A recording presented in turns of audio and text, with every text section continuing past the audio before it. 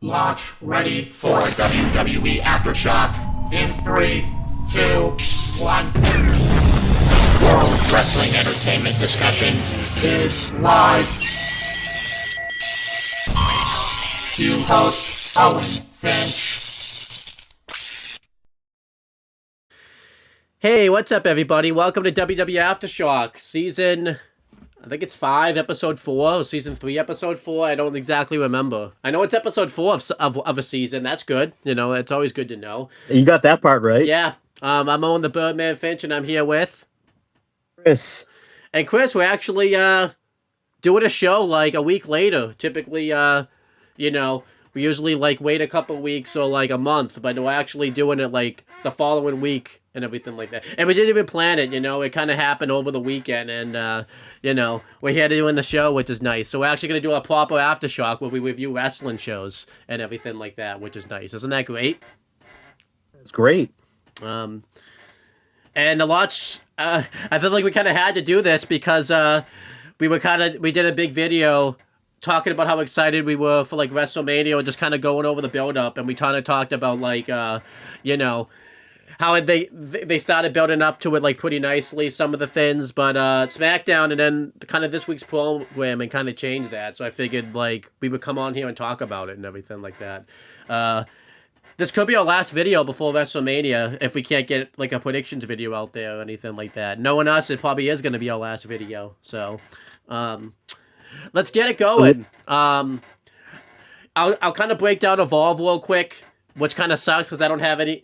It's funny, all of the notes I'm going to be doing, I'm just going off memory, so we're going to see how this goes. But let's get through Evolve. You haven't watched Evolve in a few weeks, so you really can't. You just kind of have to chime in, but I'll kind of go over it pretty quickly. Let me see if I can remember. So, Aaron Rourke did like a cold open like promo, like talking about the new era of Evolve, and he wants to give people opportunities. So he announces that, you know, since like this was the week where they were gonna debut like all of the new like WWE ID talents, and like showcase matches, and he announced that there was gonna be like a triple threat like showcase match. So this is weird. He said like next week, but it ended up being on this show, and then like the title match he's going to give them is actually, like, this episode, but I'm going to guess they didn't tell him when all this stuff was airing, so he was, like, guessing, because he said, I'm going to give him an opportunity in 2 weeks, and the triple threat was next week. So I feel like they didn't tell him, like, when everything was airing, so, like, he kind of just guessed, which is odd, but... And then we had the show, the commentary team was Blake Howard and Peter Rosenberg. I don't know why, I almost said Jimmy Smith, which he hasn't done commentary for WWE in like years, and I haven't thought about that name in like years, and all of a sudden it just came to me. So apparently Peter Rosenberg is Jimmy Smith now. Yes, Jimmy Smith, Jesus Christ. Yeah. I think I texted you this like while I was watching Evolve. I noticed the commentary back and forth with Peter Rosenberg and Blake Howard's pretty good, but sometimes I noticed that like I think because they've done commentary, I think like what, like 3. I think like it's been about a month now at this point because Robert Stone's been gone for a while.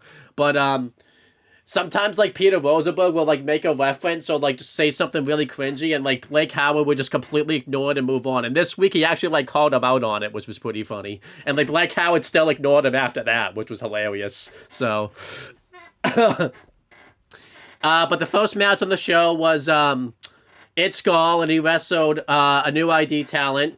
He just showed up on AAA like last night, I believe. Yeah, he did. Because he's a really strong like powerhouse and everything like that. And unfortunately for you, Chris, because I know you, It's Skull started growing on you. He beat It's Skull. It's Skull lost to him. So, this match was good though. I liked it. Enjoyed it pretty well. And then we had a backstage segment. This was kind of weird, where Xena Sterling got upset with Timothy Thatcher about the fact that she wasn't involved in like the Gauntlet Eliminator to crown the new like Evolve Women's Champion. And Timothy Thatcher said that she has to like stop putting wins together and everything like that. And she got like really frustrated. So it seemed like they're building up to like a heel turn with Xena Zena Sterling, so that would be interesting to see if that happens. It's funny though that like Timothy Thatcher wouldn't put like Zena Sterling like in the match, but he put like Nikita Lyons in the match, and who I don't even think has won a match like at all. And he put PJ Foster in the match, who just lost like a title opportunity recently. So I don't really think I can kind of see Zena Sterling's point right there. Then we had that triple threat match, the ID one I told you about. One of the guys was in GCW. I have seen him before. And then the other two guys I haven't really seen too much. I forget who won because, again, I didn't take notes on this, but, like, we'll see him next week. He's going to face Aaron Rourke for the title. Obviously, I don't think he's going to beat Aaron Rourke for the Men's Evolved title. I imagine, like, it's going to be, like, he'll retain, because obviously I think they're going to do a feud between him and Harlem Lewis. You know, because Harlem Lewis is upset that he got the shot over him, but whatever. And then... it showed a vignette for Cole Braxton. I don't know if you remember him, who is very generic, very bland. So that wasn't fun. And then what's his name? It's the guy that it's like the cowboy guy who does the coffin drop and everything like that. He's in a few. Wilder? Yeah, Tate Wilder. He kind of promo saying that he wants to fight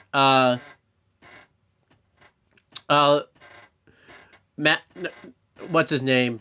It's Maxine Dupri's husband now and everything like that. He's very generic. He's like the leader of the Team PC and everything like that. Like I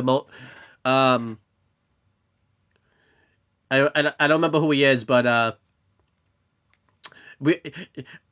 you would know him if you saw him too. It's the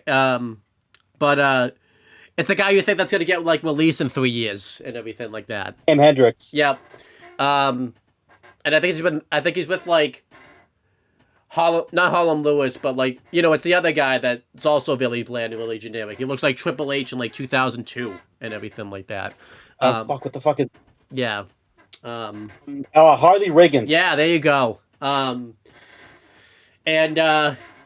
he wants to fight them because they attacked them. So, and then who's the guy that's like at peace now and everything like that? You know, he's doing like a peaceful gimmick where like he wants people to just chill and everything like that. He was the lawyer for Luca Crucifino. Yeah, Luca Crucifino kind of says that like, you know, Tate Wilder needs to take his energy and put it in a more peaceful manner. So they're gonna have a tag match now next week with Cam Hendricks and the other guy, but as you know, like, Luca Crucifino's gimmick is awful, so that's gonna be weird. And then we had a fatal 5-way match,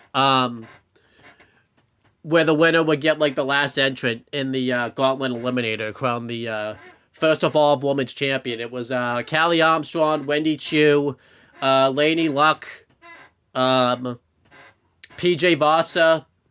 That's 4. I'm missing a 5th. I said Wendy Chu, I said Callie Armstrong, I said PJ Voss, so I said Lainey Luck. I'm trying to think of who the 5th person would have... Oh, Nikita Lyons, that's the one I forgot. I just said her name a second ago.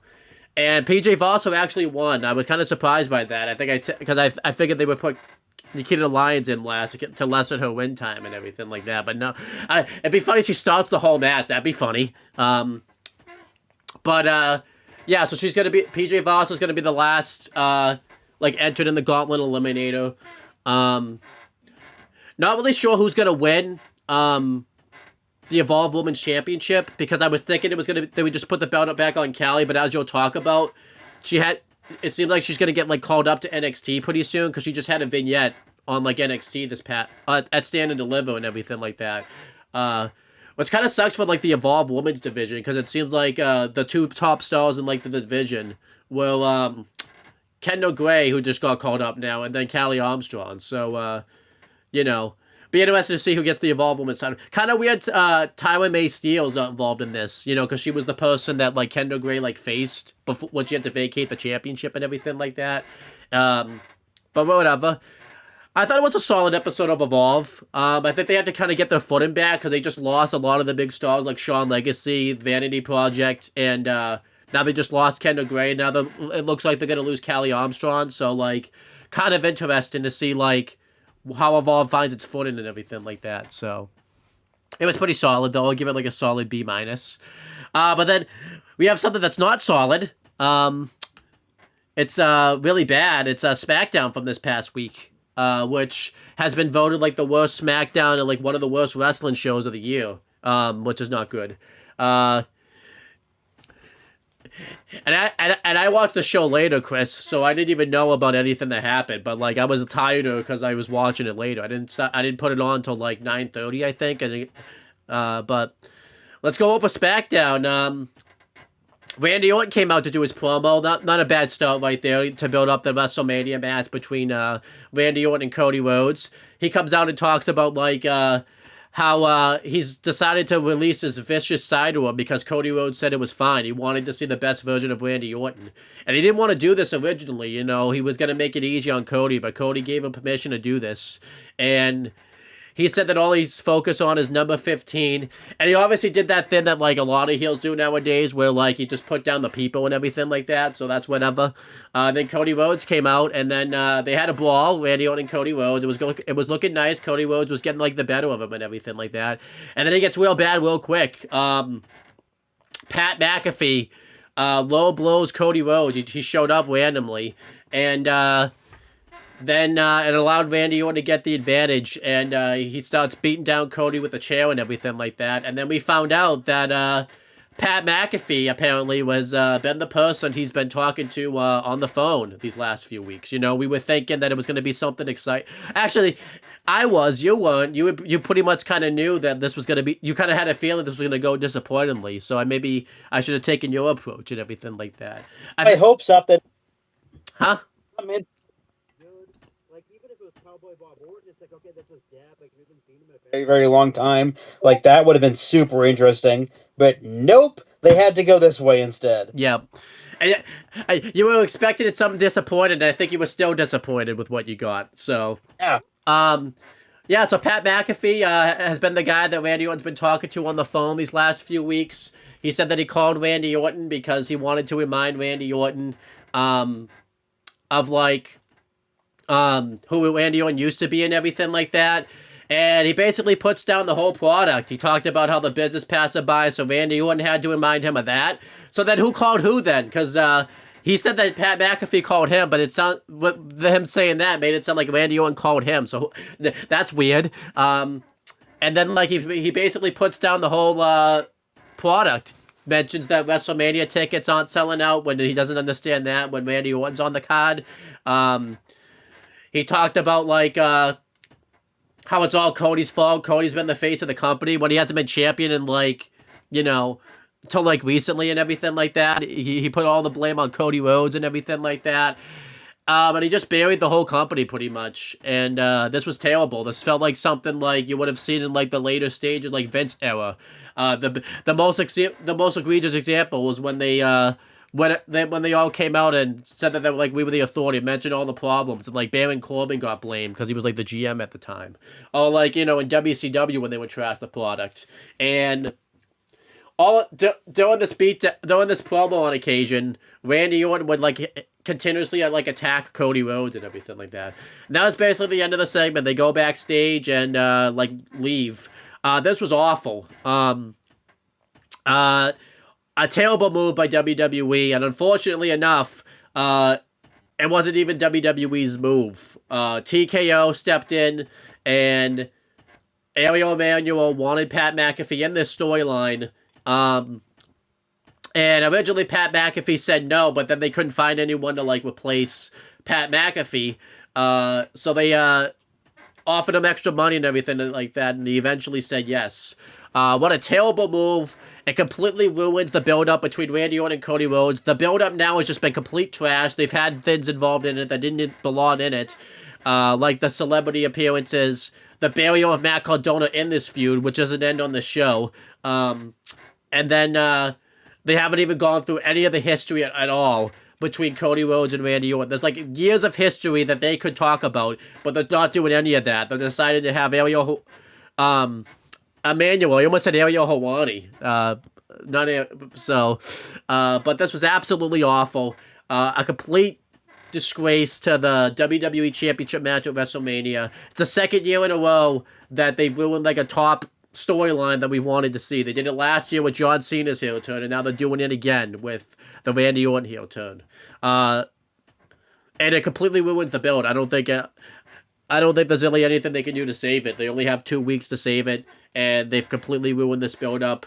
And it's really unfortunate. It's another example of how TKO just continues to dip their toes into WWE programming, which is not needed. What did you think of this and everything like that? Do you absolutely love it? And I feel bad for Pat McAfee too, because I like Pat McAfee a lot. You know, I would love to see him come back in the commentary role, or like in this heel gimmick, because he did this heel gimmick well before in NXT with like the Undisputed Era and everything like that, and that was awesome. This is just not it. And I feel bad for him because you can definitely tell this isn't genuine how Pat McAfee feels, because then he went on like his his ESPN show and everything like that, and on occasion he would drop in like the Randy Orton thing. You could just definitely tell.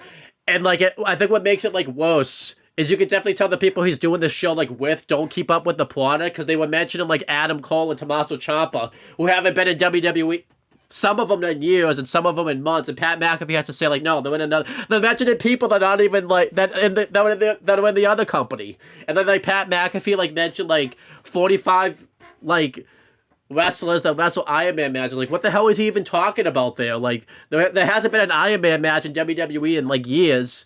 And like, I just don't understand like what this is just terribly put together. And like, honestly, it's going to be one of those occasions where like I could see after WrestleMania they completely abandon this. Randy Orton's probably going to go back to being a babyface because they blundered this so badly. And then like he's probably gonna, or like if not that, he's probably just gonna like RKO Pat McAfee and punt him and take him out of it. This is just absolutely terrible. And I can't believe they took this like program that WWE has like years on a silver platter, and now we're probably gonna get like a Cody Rhodes, Jelly Roll versus Randy Orton, Pat McAfee tag match like nobody wants to see, and it's just gonna be terrible. But yeah, I know I asked what you thought, that I can continue talking. What did you think of this? You maybe you absolutely love this and like just want more of it and everything like that. What they did is inexcusable. Ari Emanuel needs to not interject what he fucking thinks into a product that he knows nothing about. It's pathetic that it stooped this low. And I said this on a quintillion amount of times. I am a massive Pat McAfee supporter. I love the guy to death. I do. I truly do. I watched him play in the NFL. He was the best punter in the NFL. And when he switched over, I watched his stuff. I was pumped when he signed with WWE. He was doing great in the commentary role. Had some really solid matches. But this just doesn't fit him at all. This role sucks. The whole segment made no sense. Even the segments on a show made no sense. Like, what are we doing here? Like, you had a chance to make this a memorable moment that would stick through WrestleMania, and they managed to completely fuck it up. And not just like, oh, he's a heel, he's a heel, see, he's doing his job. No, this sucked. This was awful. Everything he said didn't make any sense. And apparently was off the cuff too, so there was no script. It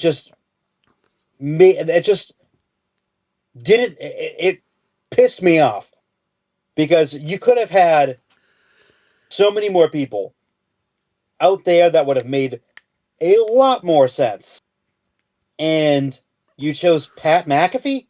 What the fuck does Pat have to do with that segment? What the fuck does Pat have to do with anything WWE related right now? Nothing. So what the fuck was the point of this? You pissed off an entire fan base, and not good heel heat, terrible heel heat, to the point where people aren't going to watch SmackDown anymore. It's going to show. SmackDown's ratings have been tanking. And they're going to tank even more. They're going to realize they fucked up. But they're not going to realize it until after WrestleMania. Because people are going to tune in. But it just, to me, they royally fucked up. And to have somebody, this reeks of Vince McMahon. What Vince would do. Just interject himself into stupid shit or change something to where a reveal would be something completely different and ruin an entire fucking segment.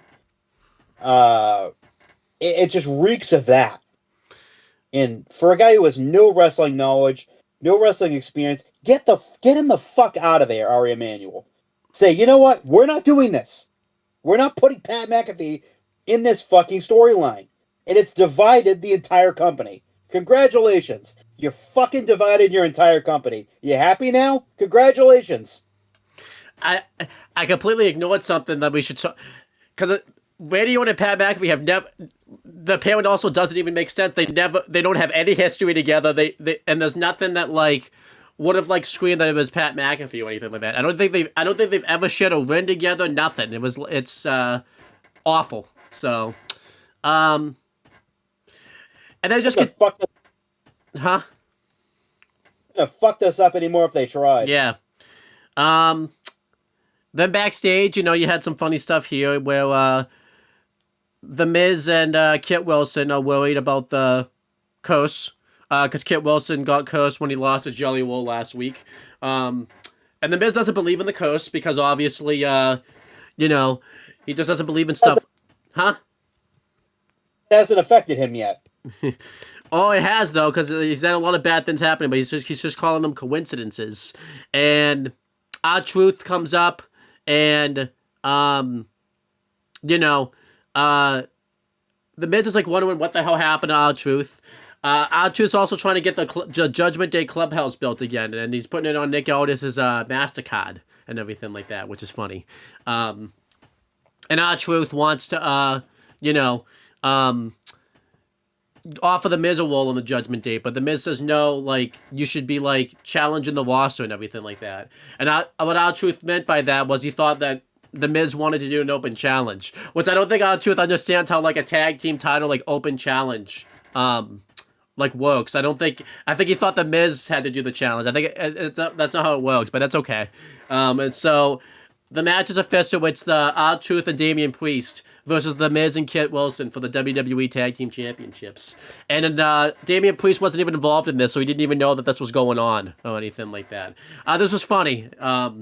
Unfortunately, I was kind of pissed off because, like, it was with all the Pat McAfee stuff, but this got a smile on my face. What'd you think of this? Did you think this was awesome, or do you think this was absolutely shit? I thought it was great. It's funny. Truth is the man. Priest is playing the serious person very well. Despite that, on camera, he's made him break a million times. Just very... It's so stupidly funny. Yeah. And then Miz is, like, shocked, too. He's got a tag title match because R-Truth's an idiot. So, then we had the first match on the show. It was Rhea Ripley versus Michin. With this awful stable of B-Fab and Jade Cargill. That makes no sense. Rhea Ripley wins with the submission. Made Michin tap out. It's like the reverse scorpion or whatever it is. And then afterwards, they beat down Rhea Ripley because Triple H can't do anything new. But at least this time, he had Io Sky come out and make the save, which affected Raw's booking because then it makes that suck. This was fine, I guess, for what it was. I didn't really care much about the Rhea Ripley Michin match. It was kind of whatever. At least Rhea Ripley got to get, like, a win. There was no, like, DQ finish this time around. But this Jade Cargill Rhea Ripley storyline still is not good. But whatever. We got the reunion of WeHo, but this is probably like a thumbs in the middle. I could have done without it, but with what was here, it was nothing offensive.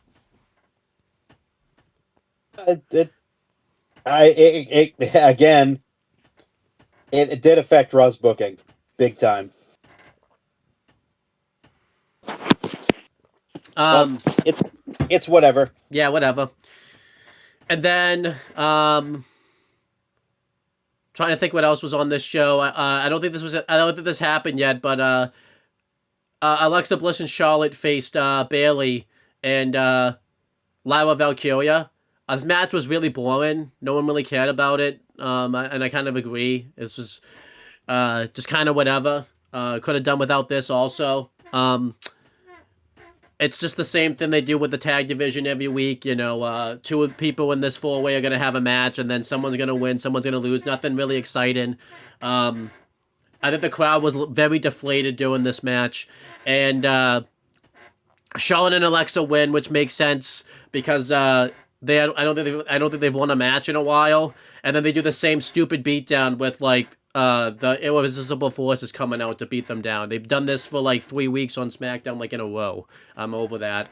And I'm pretty sure they do it on Raw again, but maybe not. But yeah, this was not really worth caring about. And now the Bellas probably aren't even going to be in the tag match because Nikki got hurt last week. And they're just going to wait, I guess, till she, like, recovers and everything like that. It's like, wow. That just shows you how much, like, the Bellas are on, like, a pedestal. Because if it was, like, Asuka that got hurt, they would have just immediately pulled her from the match and replaced her. But, like, the Bellas, they're just going to, like, wait until, like, Nikki makes a recovery or just, like, do last-second decision and just throw another team in there. Just, like, if you can't...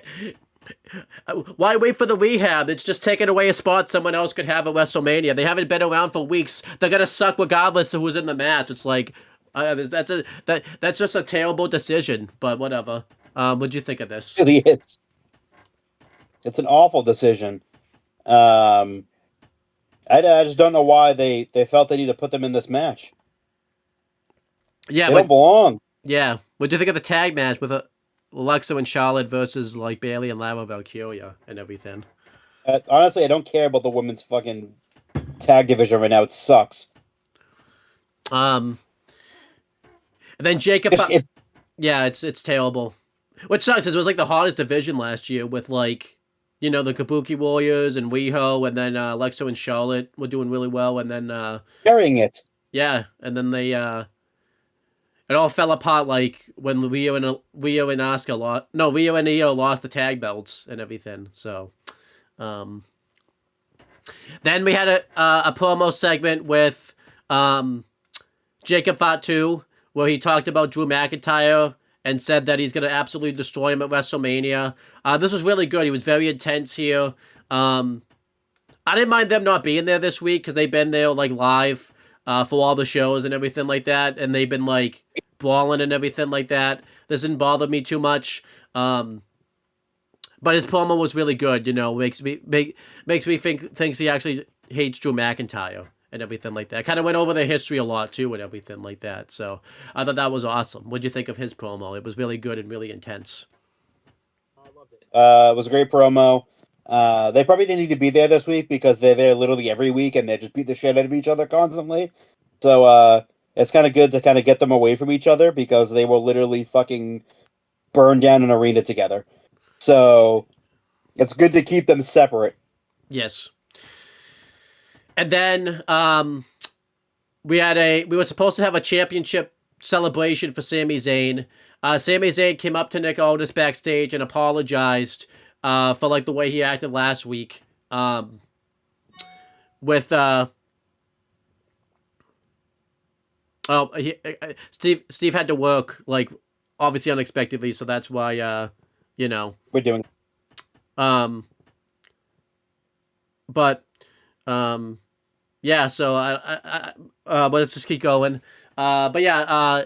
Nick Aldis said he like accepts his apology. He says he did exactly what he should have done to get into WrestleMania. And he was supposed to have a championship celebration with pyro and everything like that, but then Trick Williams' entrance goes off. And he was out there with Little Yachty. I know people kind of crapped on this because obviously Little Yachty wasn't needed. I kind of agree with that, but I will kind of give him a little bit of a pass because I thought the pairing of Little Yachty and Nick Elliott... what the hell? Little Yachty and Nick who? What was that? I almost said Nick Williams. Who's that? I guess I don't know what happened there, but no. I thought the pairing of Little Yachty and Trick Williams was pretty entertaining. It was kind of weird though, because like it made Trick kind of come off as a face. And he's not really a face right now. Unless he's slowly turning into a face, I'm really not sure, because obviously there's that rumor they want to do a double turn at Mania, and I don't know if this is like the start of that. But like Little Yachty kept hyping up Trick Williams, and again, Trick is just so over. He's kind of like how LA Knight was like a few years ago, where like before he just turned like face fully, where like he was clearly supposed to be a heel, but he acted like a face and everything like that. That's kind of what Trick is at right now. But Trick Williams is talking about how excited he is to make it to like WrestleMania and everything like that, and looking forward to competing at his first WrestleMania. He practices his entrance and everything like that. And then Sami Zayn comes out, got booed out of the building here. Some undeserved. I think some of it's because he's going against Trick was really over, but I think everyone is kind of pissed that, you know, he took away Carmelo Hayes' spot, but we already kind of talked about that. Sami Zayn talked about how he's going to, you know, Trick has all the pompous and, you know, superstar qualities, but he doesn't have like the grit to get in the ring and like lock up with somebody like Sami Zayn does. He doesn't want to put in the hard work. And Sami Zayn says that he's going to humble Trick Williams at WrestleMania and retain the United States Championship against him. And then Carmelo Hayes comes out, and Carmelo Hayes is upset because you know, Sami Zayn took advantage of a situation where because I forgot to mention this last week, that like Trick's interference allowed Sami to win because he went to hit Sami last week, but he hit Carmelo Hayes instead, and Sami took advantage of that. And Carmelo Hayes talked about how he carried that title and held it down, and held on the fort every week on SmackDown with United States Championship Open Challenge, and he wants Sami Zayn to give him an opportunity. Originally, Sami Zayn says no because you know, he had to fight a lot to get to, you know, to get the title, to get to WrestleMania, and he doesn't want to put that in jeopardy, so he says he'll give him a shot after WrestleMania, but Carmelo Hayes doesn't want to wait. Even Trick Williams is egging him on, saying that, you know, Sami Zayn has gone soft and everything like that, and Sami Zayn kind of thinks about it. He's kind of looking at the WrestleMania sign and everything like that, and he does agree to give him a title match, but he said that that's it, like, it's one and done. If you lose, you don't, you know, the U.S. title match is me versus Trick Williams. But yeah, eventually, that was kind of the end of the segment there, after which Trick Williams, is, making fun of Sami, and then Sami clotheslines him out of the ring. I enjoyed this segment for what it was. It came off very weird because, Sami Zayn came off like, more so the heel, and Trick came off as the babyface, and Carmelo Hayes was definitely the babyface. But I enjoyed it for what it was. If they were building up to a double turn, this was the good way to kind of do that, with Sami Zayn kind of acting heelish, but not fully yet. And with Trick Williams, he's still definitely a heel, but you could definitely tell that like he came off as the babyface. But what did you think of this segment? I thought the segment was pretty good. I kind of hope this is the intention WWE wants us to feel, but I'm really not sure.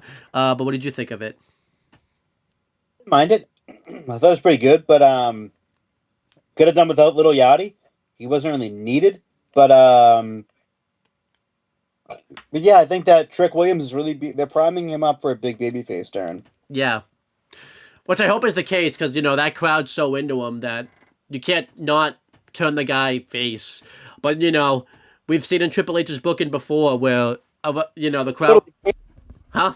They won't turn him into a face. Say that again. They're totally going to do that now. Yeah.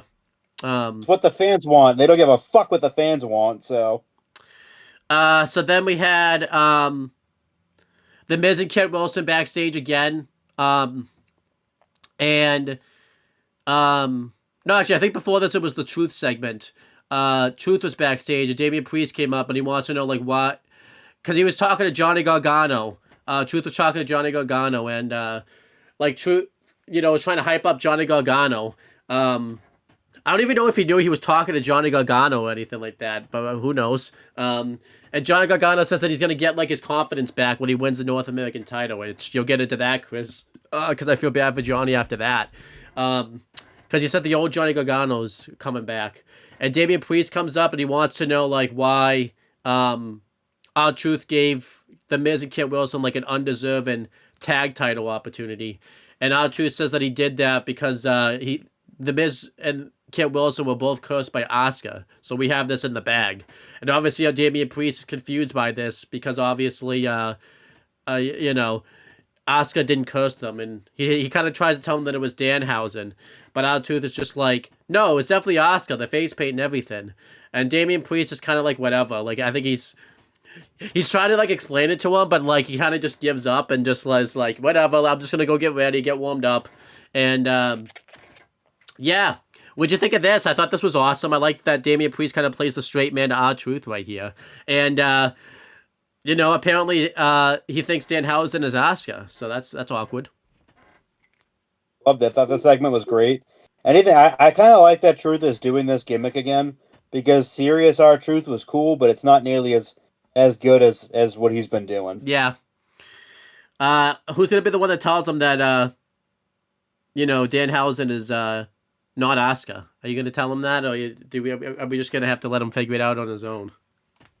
We're gonna have to let him figure it on his own, but will he? Probably not. Then Kit Wilson and The Miz were backstage, and then we're getting ready for the tag title match. The Miz was trying to like get his three ideologies out there, and then Danhausen's behind them, and he wants to know if they can be if he can be in their corner, and then you know Kit Wilson's kind of willing to take him up on it because you know maybe it will lift the curse, but The Miz even says there's no curse, so he doesn't let him go out there or anything like that. So he kind of disappears after that. So yeah, this was funny. What'd you think of this? I thought this was great. Like him trying to be their manager was really fucking funny, and I like how he just appears like right in between them. Like that was such a funny like sight to see. Is he real? Is Danhausen even real? I've no. I don't know yet. Because every fucking time he says something, he just disappears. I have no clue if he's a real human being or not. And they don't. He goes back, says something to them. They try to get the last word, and he's gone. No one knows. He might be an aberration. But he's been outside of the arena a few times. What do you call that? Oh, he could be an aberration. Who knows? They could just be seeing things. So then we had the tag title match. It was The Miz and Kit Wilson versus Damian Priest and R-Truth. Solid, you know, pretty decent stuff. Then it gets like real wild. Danhausen comes out, and Kit Wilson was laid out, and he goes to make the pass. No, they make the tag. And The Miz obviously won't tag in, but then R-Truth kind of gets confused, and he tags in Danhausen, and this obviously can't happen because, you know, he's not even in the match, and, like, there's already been tags and stuff, so, like, this would be a DQ if he touches anybody. And The Miz is trying to talk him out of it and everything like that, so then Danhausen curses. Well, he goes to curse The Miz. I don't know. How would that work if The Miz got cursed again? Does it, like... Is it like a, you know how like two negatives make a positive? Would like two curses make him uncurse? Or is it like, is that not how that works? I'm not sure. So He'd be doubly fucked. but again, two negatives make a positive though. So like maybe. Well, I don't know if that works in the Danhausen realm though. That's true. Maybe two curses make him even. Maybe one curse makes it two curses, then he gets doubly fucked. Yeah, you never know. But The Miz pulls the referee in front, so the referee gets cursed. And then The Miz goes to lay out Danhausen with a Skull Crusher finale, but then the lights go out when they come back on. Well, he doesn't exactly, like, disappear. Like, you see him, like, running, like, backstage, but I think I feel like that's a running joke that happens. Like, he goes to disappear, but he, like, messes it up, like, every time. Like, in the arena. Huh? Because he was running backstage, and before, like, the lights are supposed to cut out, and he was supposed to run to the back and be gone. But one time they turned the lights on too early, and you could see him, and you weren't supposed to see him. So that's like a running joke that they do all the time now. They just turn. So then, The Miz actually gets the Skull Crusher finale on Truth, and the ref goes to count, but then his hand, like, his shoulder, like, starts, like, Like, he throws his shoulder out and everything like that. And that's the curse, man. You know, I feel bad for them. Huh? Say that again? Fucking cursed. Yeah.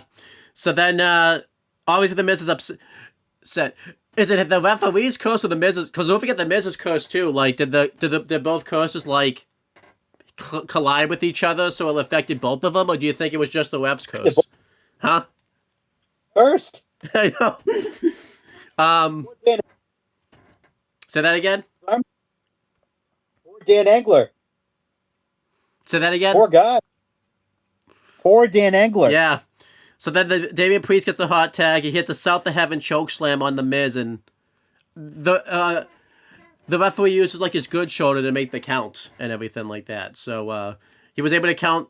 It's weird. He was able to count for the face team and not the heel team. Is it because the face team isn't cursed, or is it because like the curse like was already in effect, so like it wasn't gonna like affect his other shoulder or something? I'm not really sure how that works. Huh? It was only affecting that arm. Yeah, so a lot of people hated this because it was overbooked, but I thought this was funny and completely fit like everybody's character and everything like that type of thing. What'd you think of this? I thought it was really, really funny. Denhausen is amazing. It's just it fits him so perfectly. He's very nice, very evil. But yeah. I loved it. Yeah. And apparently, yeah, he uncursed Dan Engler afterwards because Dan Engler was in the trainer's room. Yeah. And he uncursed him. So Dan Engler is no longer cursed anymore. I assume this is because he won't lift like ISO Speed's curse, but I assume because he didn't mean to curse Dan Engler, that's why he lifted that curse. But because he meant to like curse ISO Speed, because he just did. He even said. He kind of threw it to Dan Engler as like a freebie type of thing. Like it wasn't like like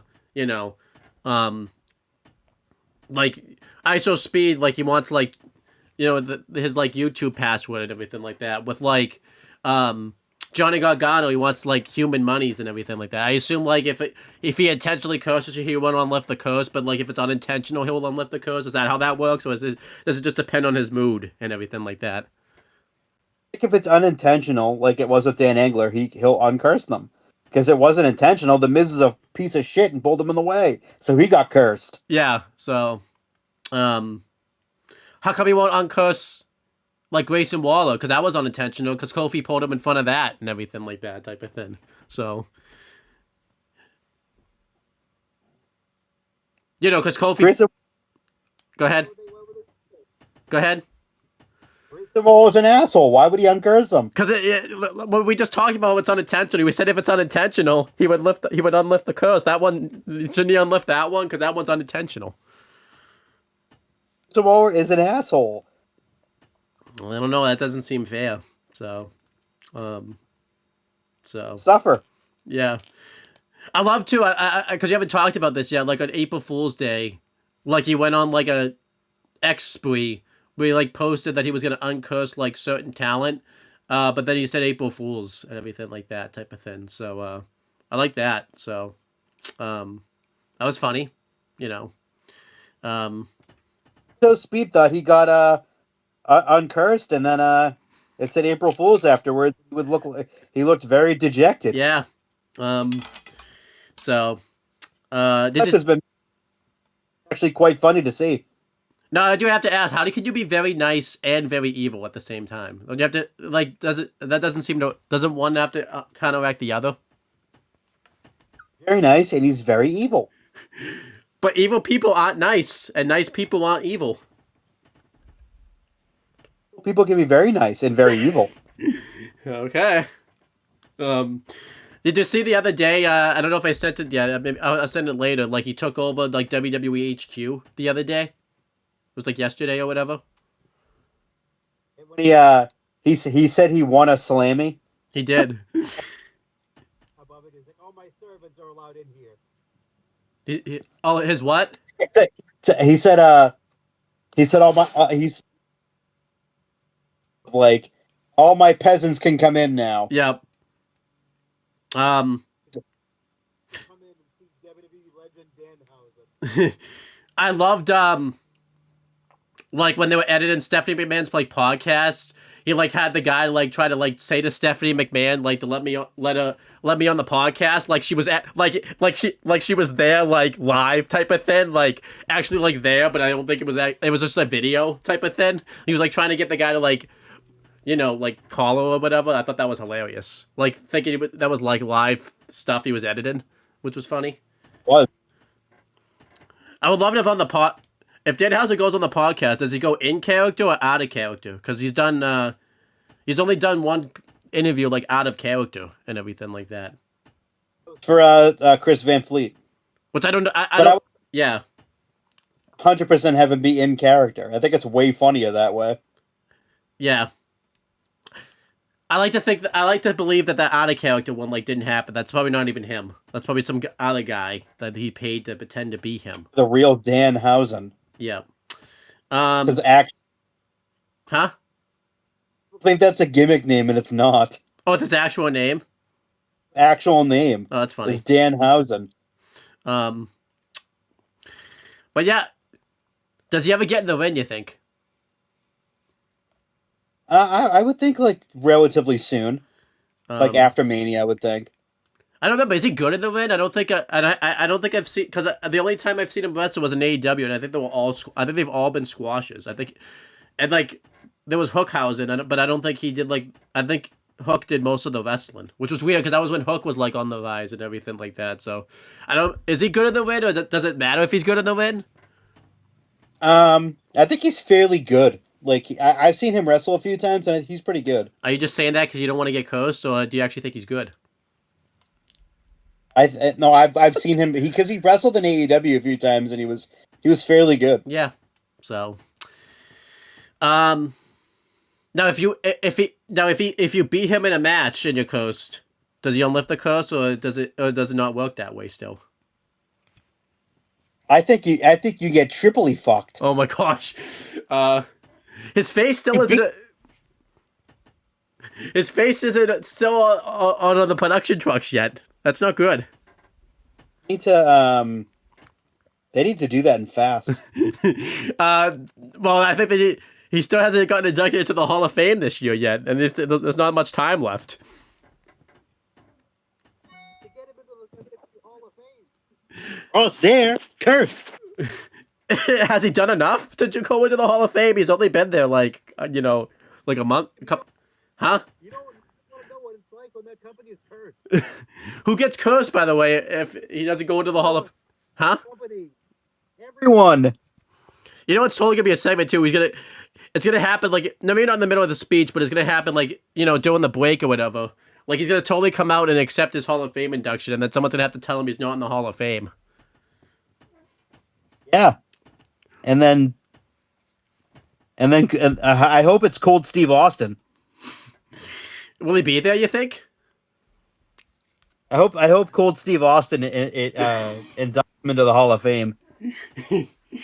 Now, if he curses Cold Steve Austin, does Stone Cold Steve Austin get affected by the curse because he doesn't know like he mixes up the names? Does Stone Cold Steve Austin get a curse, or does it not? Or is he safe? Huh? Transfer through. But let's. Or Corey. Oh yeah, that's right. Because he thinks Cody Rhodes is is Corey what? Corey Rhodes. Oh, what if Corey Graves got cursed? Because he thought Cody Rhodes was Corey Rhodes. He was very mad that Cody was getting all these posters too. Also, yeah, he was. To sign. So, and there was no, and he messed up Danhausen posters too. Also, he did. Maybe that's a heel. That jerk. Yeah. You're a big big Cody Rhodes fan, not a Corey Rhodes fan. So, but yeah. Corey Rhodes, that. Cody Rhodes, amazing. Corey Rhodes, what a jerk. Yeah. But speaking of badness when it comes to Cody Rhodes, unfortunately the Pat McAfee stuff bled over into the following match here because Cody Rhodes came out and laid out Kit Wilson with a crossroads, and he cut a promo basically responded to everything Pat McAfee said. That was obviously off the cuff. You could definitely tell it was because Cody Rhodes messed up like half his words. Cody cut a good promo, but he wasn't really. I can't really say given good material because again, he wasn't given any material. It's just he had to try to make chicken. I'm gonna say chicken shit out of chicken salad, but it's the reverse. It's the chicken salad out of chicken shit. And this The chicken shit part. They didn't make the chicken. yeah, this was terrible. And again, it's not Cody's fault. It's just awful. You know, this is obviously on the fly. They had to scrap a segment that I'll talk about in a second that like they were gonna air. But like they did this, so that segment got scrapped. I don't care about any of this. The Cody Rhodes Randy Orton feud's lost a lot of steam now. I don't think there's anything they can do to save it, and they tried to save it with this. Again, I feel like this is just more of an internal conflict now between TKO and WWE. That's all this segment was. What do you think of Cody's promo? I feel bad for him because, and again, I feel bad for Cody because he's been like the center point of like all of the stuff that TKO gets involved in because it's all his storylines and everything like that. What do you think of this? Yeah, it's just it definitely feels like that everything's just kind of getting fucked up right now. Yeah. Cody comes up for a fucking promo that wasn't on the fucking rundown. Yeah. So, yeah. I feel bad for Cody again because he's the forefront of all this. It's like TKO thinks they can do this because it works so well with the final boss, but I don't think they understand, like, they just got kind of lucky there and everything like that. And again, The Rock was just so great at being the final boss, and then, like, everyone wanted Cody, so, like, they think they can do this and get away with it now, type of thing. They didn't learn from last year. So, you know, whatever. Anything you want to say more on that, or should we just move on? Just, yeah. And then we have the segment that was cut. It was like a segment backstage with Tiffany Stratton and Chelsea Green, you know, where Chelsea Green tried to align herself with Tiffany Stratton again. But then Tiffany Stratton originally refused, but then said that she could be an asset. I'm not really sure what's going to come of this. And again, don't know if I care. I don't think it's going on to WrestleMania anyways, because I feel like the card's now pretty well set. What sucks for Tiffany Stratton, you know, she was like the main focal point of last year's WrestleMania, like one of the main focal points. And she's going to, it seemed like, unless like they want to add a match last minute, that she's going to completely miss WrestleMania this year. Which is like, why not just wait till after WrestleMania to bring her back if she wasn't going to do Mania this year? It's not really good.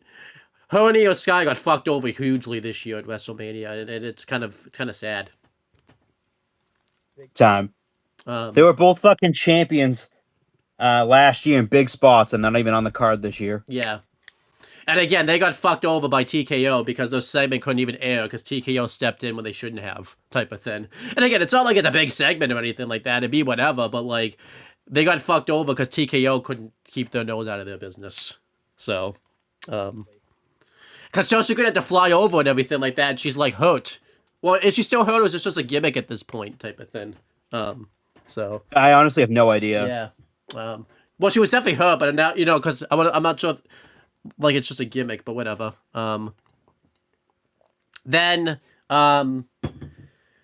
Drew cut his promo, where you know, he kind of tried to promo Jacob Fatu, saying that he took everything away from him, took WrestleMania away from him, talks about how he represents the bloodline that screwed him over a ton of times, and he's worse because he's like a convicted felon and everything like that, and he says that the only reason he's here is because of his family.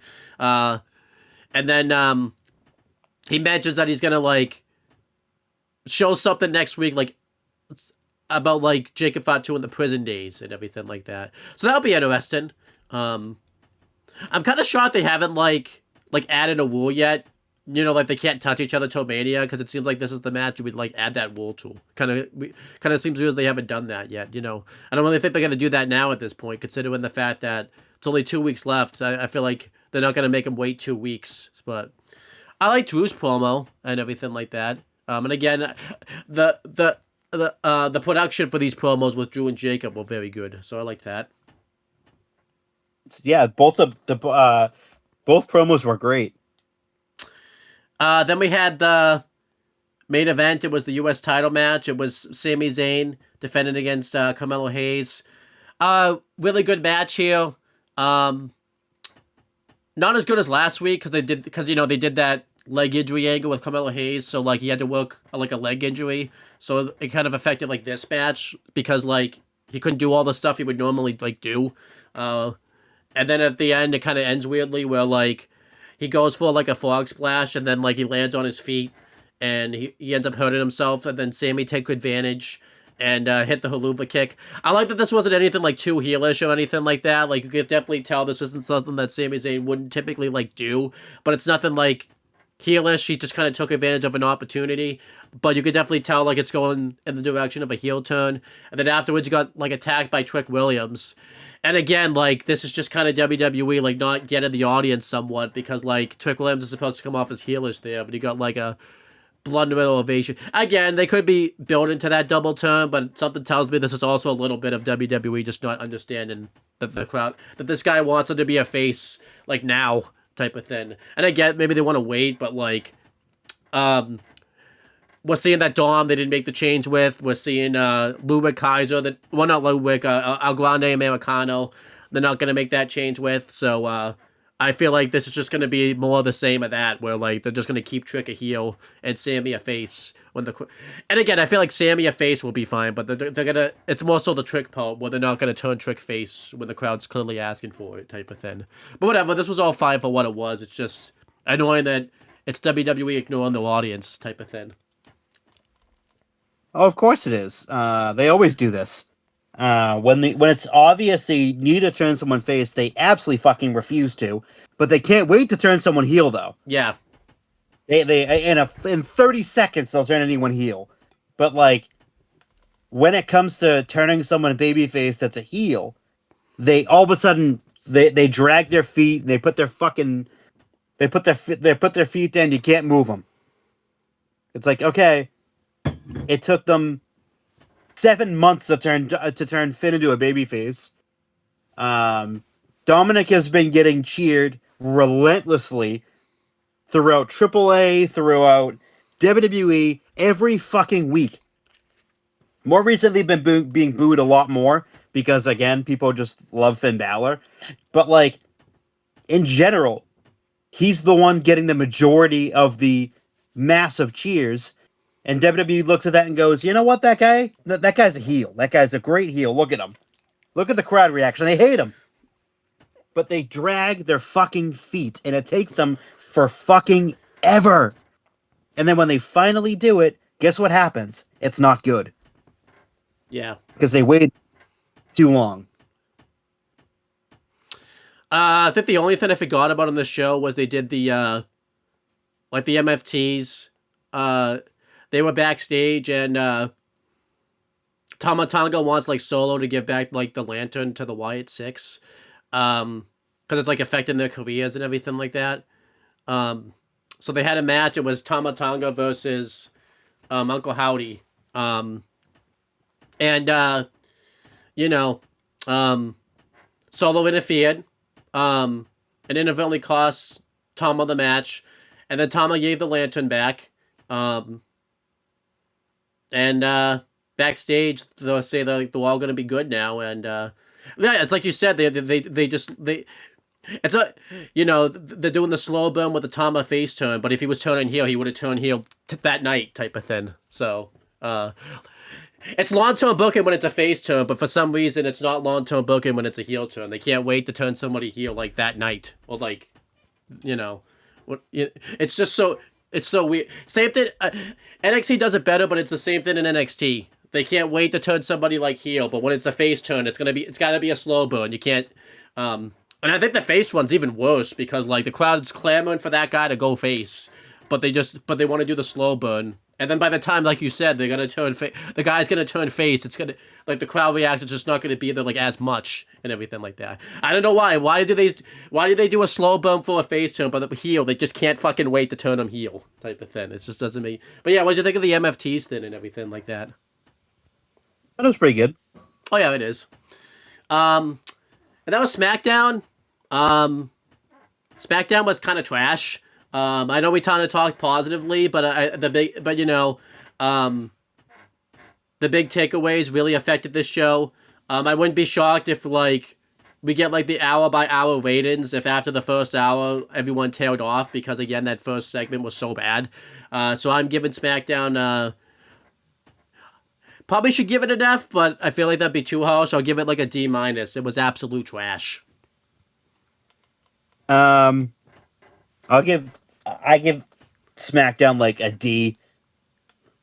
There was some like there was some like really good and funny segments, but like not 85 to 90% of the show was just pure shit. The clusterfuck with Cody Rhodes at the end, where he comes out and cuts an unscripted promo for a time that he wasn't even supposed to be on, and then for them to inexplicably put Pat McAfee in a feud.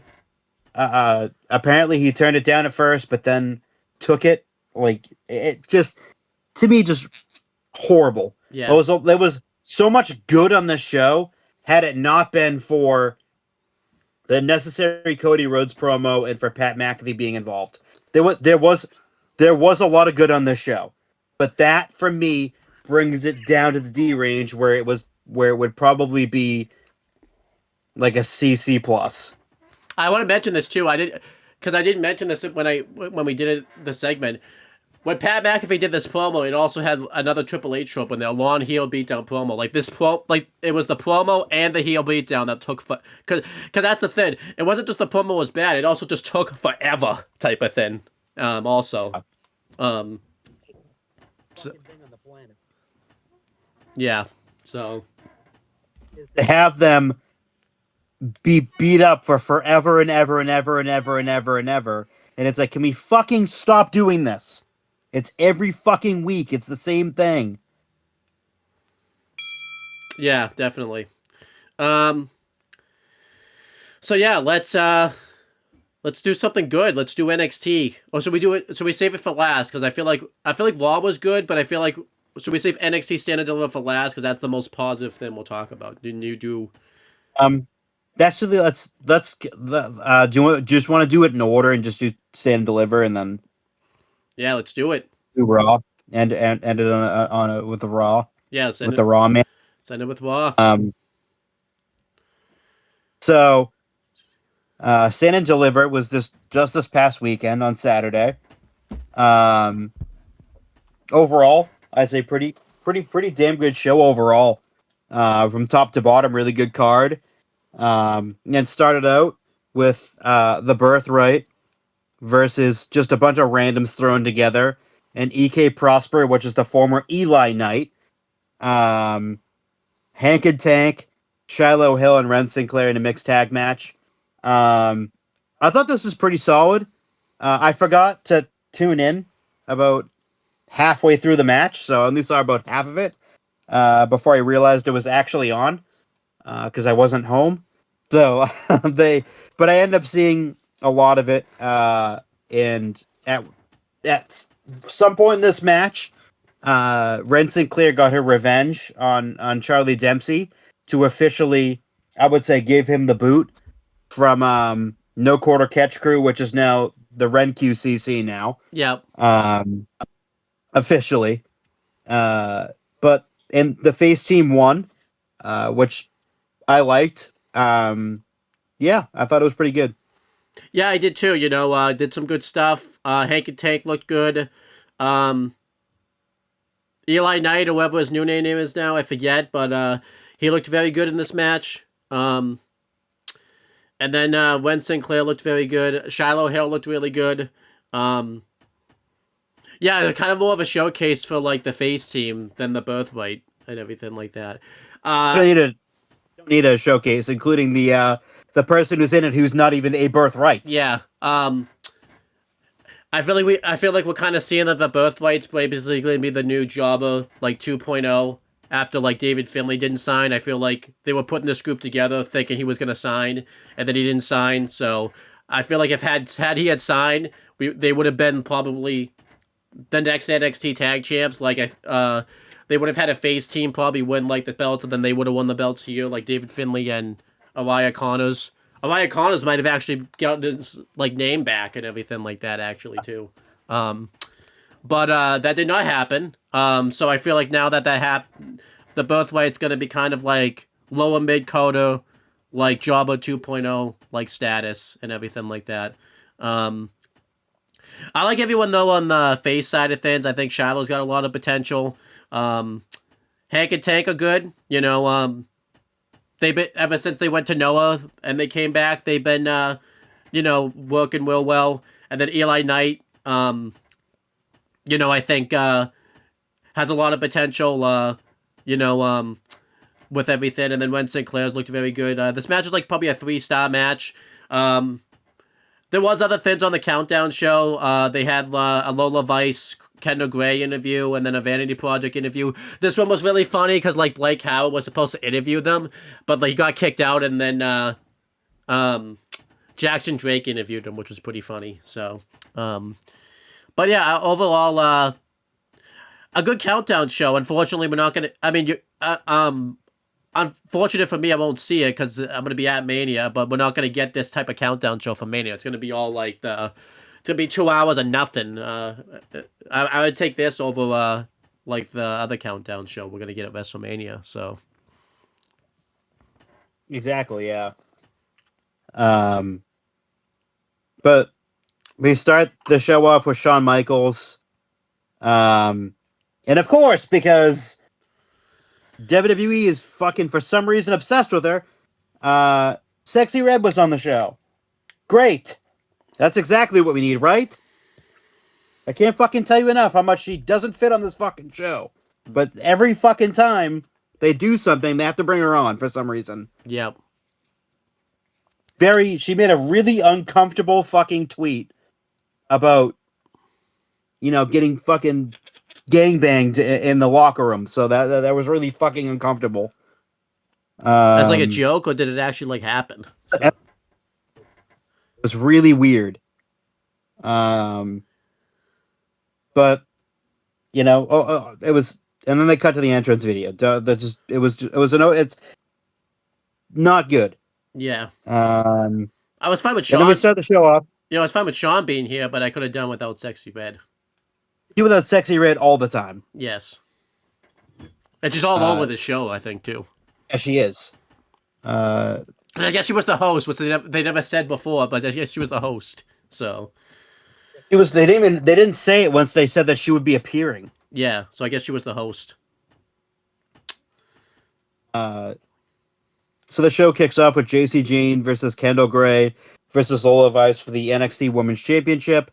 This match was great all around. I felt like everyone really was allowed to showcase themselves. And near the end of the match, Kendall Gray had a move, and then Lola Vice broke it up. I think it was like a sleeper hold. And then JC Jane ran into the back fist, and Lola Vice won. Thank fucking God. Someone finally ended the reign of terror. Thank God. Well, I have to, because don't forget, this did happen before, Chris, and they put the belt like right back on her pretty quickly. I do think it's over though, because WrestleMania weekend. Also gave her during her entrance, they gave her like a career highlight. Yeah, so I think it's definitely over. And they all broke character on Twitter after the show and congratulated her. So yeah, I thought great match though. You know, everyone showcased themselves very well. Lola Vice winning, I was cool with. I mean, anyone but JC. I just wanted the belt off JC Jane, so anyone taking the belt off her, except maybe like an Izzy Dame or like someone like that. I don't know. Maybe the Izzy Dame I would have taken over as champion, I guess. But yeah, Lola Vice winning the belt is finally earned. She worked real hard to get here. We talked about years ago. We thought she had a lot of potential. And you know, I think we talked about, we thought her career was pretty dead, like, after she failed to cash in a breakout contract. We thought it was going to be it, so I'm happy she was able to rebound from that. The work at AAA has served her very well. She's a double champ now, by the way. She's mixed tag champ and NXT Women's Champion. I was kind of thinking they were going to go with Kenda, you know, because they just took they had to vacate the Evolve title and called her up to NXT, but I guess they're going to wait on Kendo, which it might not be a bad thing, you know. They could, you know... Didn't... Which was a good thing. Yeah, so you didn't take the pin. But yeah, I'm happy about this. I gave it 4.25 stars because it's really 4, but I gave it an extra quarter because JC Jane lost. So I imagine this is going to be it for, like, JC Jane. Like, she'll probably get, like, a rematch maybe on this week or next week's NXT and then get called up, like, after WrestleMania. Like, all of Fatal Influence will probably be on the main roster. And they're probably all ready. Maybe not so much Laney Reed, but they could probably, you know, she could just do a ton of tag matches and she could get ready pretty quick. She'd be in the ring with the right people, so she'd be probably ready. So just don't put Lady Reed in the ring with the Bellas, because then she won't be ready, because then Lady Reed would have to carry that. So, but yeah, what'd you give it as a star rating? 4.25? Would you give it like just 4? I give it 4. It was very, very good. It was an excellent opener. You're not gonna give it an extra quarter because JC Jane lost, or are you just gonna get it? You just I think it. You know, I'll give it a 4.5. Wow! You went double because JC Jane lost. Yeah, almost. Yeah, it truly is a new day, as they say. Well, yeah, we're just gonna wait 2 weeks. If she doesn't get the belt back in 2 weeks, it's definitely a new era. I do think that this is it for her. I do think she's getting called up. I do think she's going to get lost in the shovel really quickly because she's okay. JC Jane just Yeah. She relies a lot on very average mic skills and very mediocre ring work. So, and people that say fucking differently, have you watched any of her stuff or just looked it out on Twitter? Because it's pretty mediocre. She is mediocre, but the booking also is probably not going to be on her side either, type of thing, on that route. It's very mid. Yeah, so. Be shocked, though, you know, you never know. Like, Bianca Belair made it huge, and she... Well, again, she was in the main event scene towards the end of her NXT one, but she had a couple of main events before. But Bianca Belair is superiorly talented, and it was known from the start. Maybe Alexa Bliss. Like, Alexa Bliss was, like, never really in, like, the NXT title picture or anything like that, and made it huge on the main roster. So, you never know. You never know. I don't forget, Tiffany Stratton sucked before main roster. Like, we didn't really like her very much. So it wasn't. She was just average at best. So. But yeah, that's another one that was like she was good. She was good enough for NXT, but when she got to the main roster, obviously she excelled more. So maybe JC Jane will excel. Probably not going to happen, but maybe it will happen. No, I honestly don't think she has the type of like skill that they have. Yeah, like she could eventually get there. I just personally don't. Also, JC Jane's also been on the NXT system for like she's been there for like since the 2.0 era, where Tiffany Stratton. So like if you haven't gotten like to like the Tiffany Stratton level or Alexa Bliss level, then you're probably not gonna do very well on the main roster. Not. Fallon Henley might do well.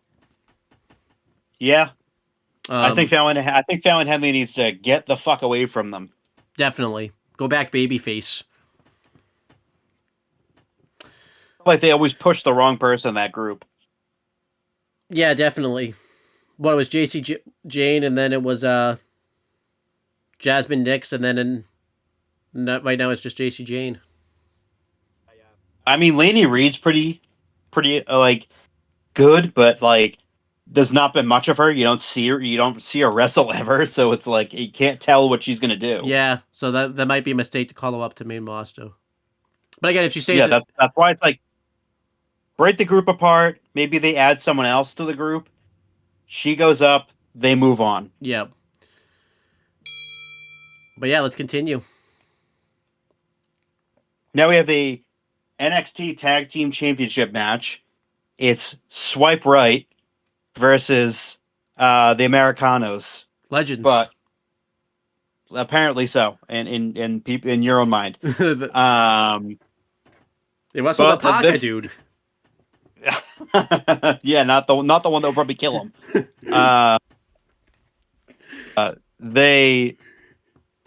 This match was excellent. Like you start out the show with two great matches.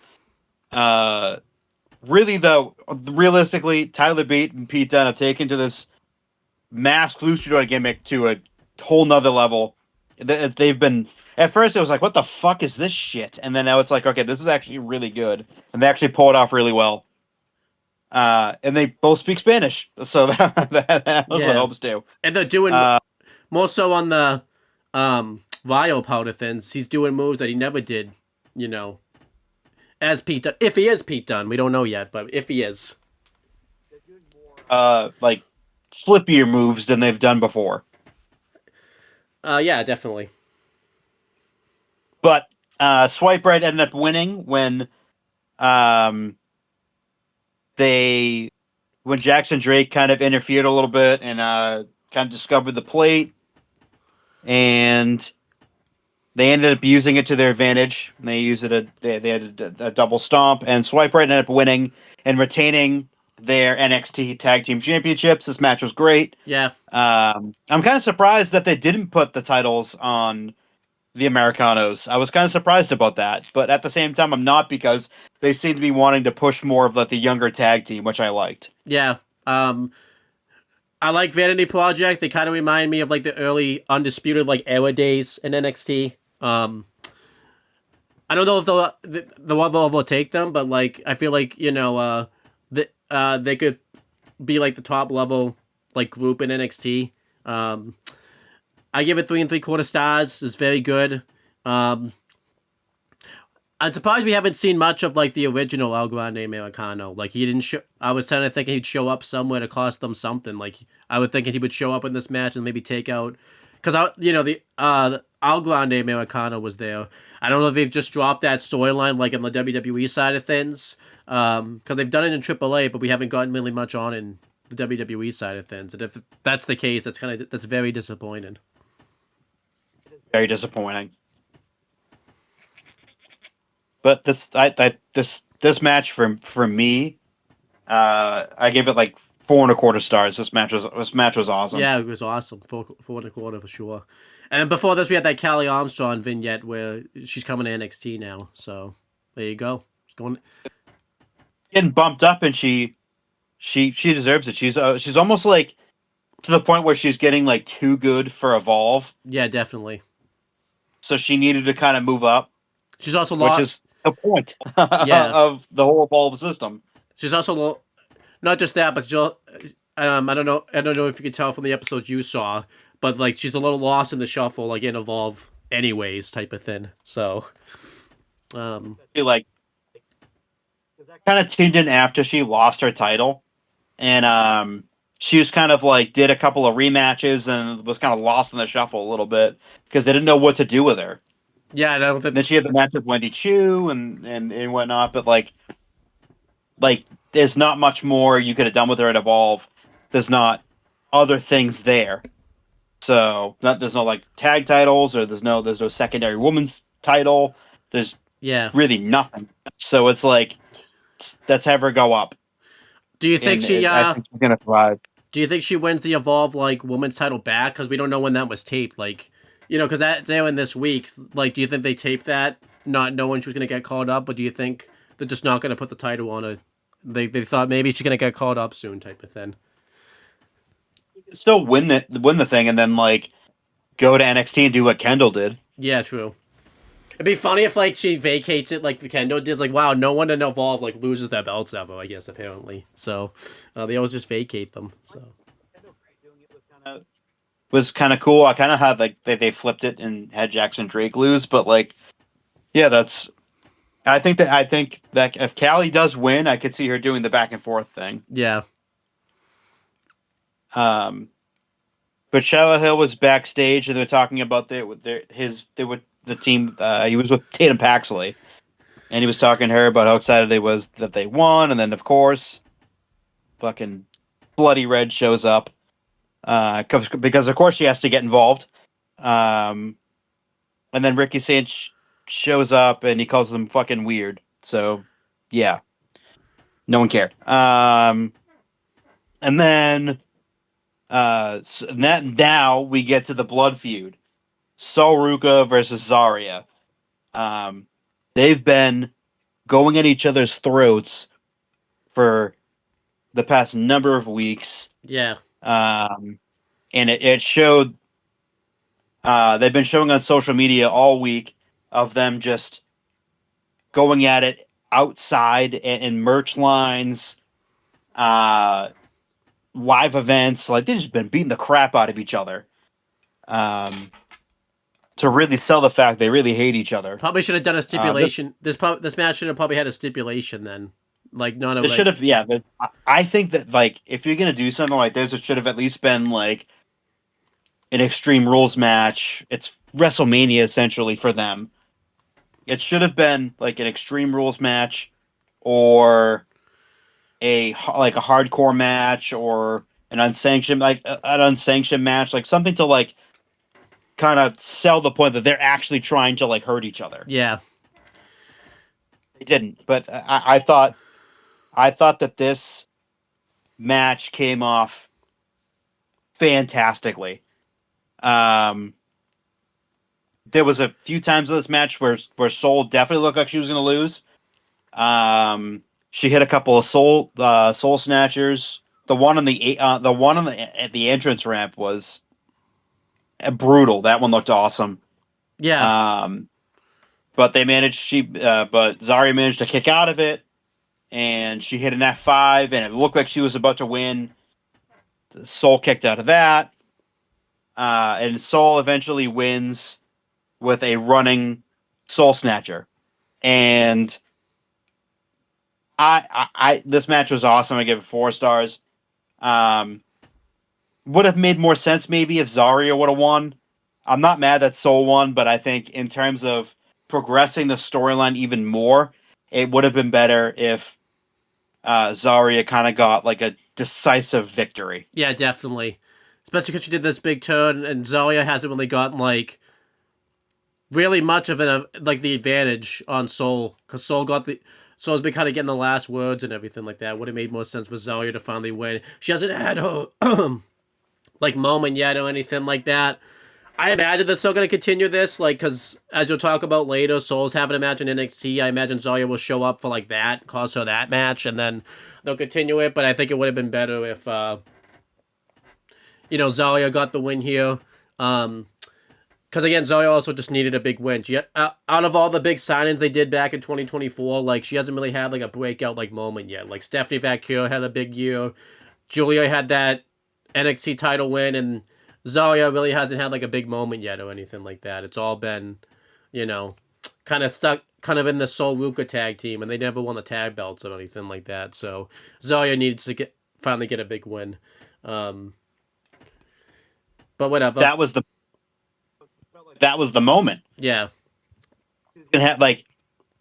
Personally, I would have done it to where, leading into it, to get Sol over as a babyface instead of getting fucking booed at the Performance Center, was to have her be rid off television. They should have had Zarya beat the living crap out of her. Yeah, for sure. And take her out of action until like the go home show.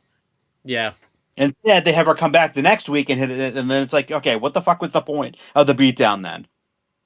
It's just kind of been proving Zarya's point right, because every time Zarya gets like a big moment, Sol's like messed it up recently. Because like she didn't even let like Zarya get a full entrance on this show, which was like, okay, I get that's part of the story, but like you're not making yourself look like a good babyface doing that type of thing. So, Any reason? Huh? They're making it look like a really shitty babyface. Yeah, it's not, and I don't think that's their intention. So. And then after this match backstage, Lola Vice is congratulated by Robert Stone. and they said that there's going to be a celebration for her on Tuesday, and then Sexy Red fucking for some fuck's sake has to show up again for some reason. But all the gooners love this fucking Lola Vice started fucking twerking on camera, and that cameraman made sure to zoom right in on her ass. But then we get to the men's North American Championship match. It's Johnny Gargano versus Miles Bourne. Johnny comes out. He looks revitalized, revamped, reinvigorated. Both men looked really good in this match. It looked like Johnny was going to win a few times. He went for the Gargano escape a bunch of times, and Miles Bourne seemed every time just to have that little bit of an edge on him to where he could break it up.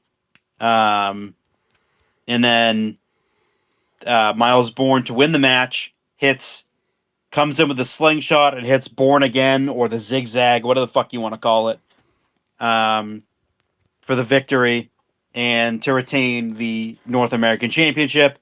I give this match 3.5 stars. I thought this was a really good match. It's not quite 4-star territory, but nearly 4-star territory. I thought this match was very, very good. It is 4-star territory for me. I thought it was great. Johnny Gargano finally found... Huh? Say that again? It would have been 4-star territory for me, though, if he had won the match. Oh, I see. I loved it. I feel bad for Johnny, though. What do you think he's going to be like now? He didn't even win this match. What's going to happen to him? Show a sign of respect to each other at the end, so maybe it's something. Maybe a face turn for Gargano. Maybe that reinvigorated him. Someone said he's going to AEW because he lost this match. Because yeah, definitely right. Yeah, someone who was under contract for like another 3 more years, definitely.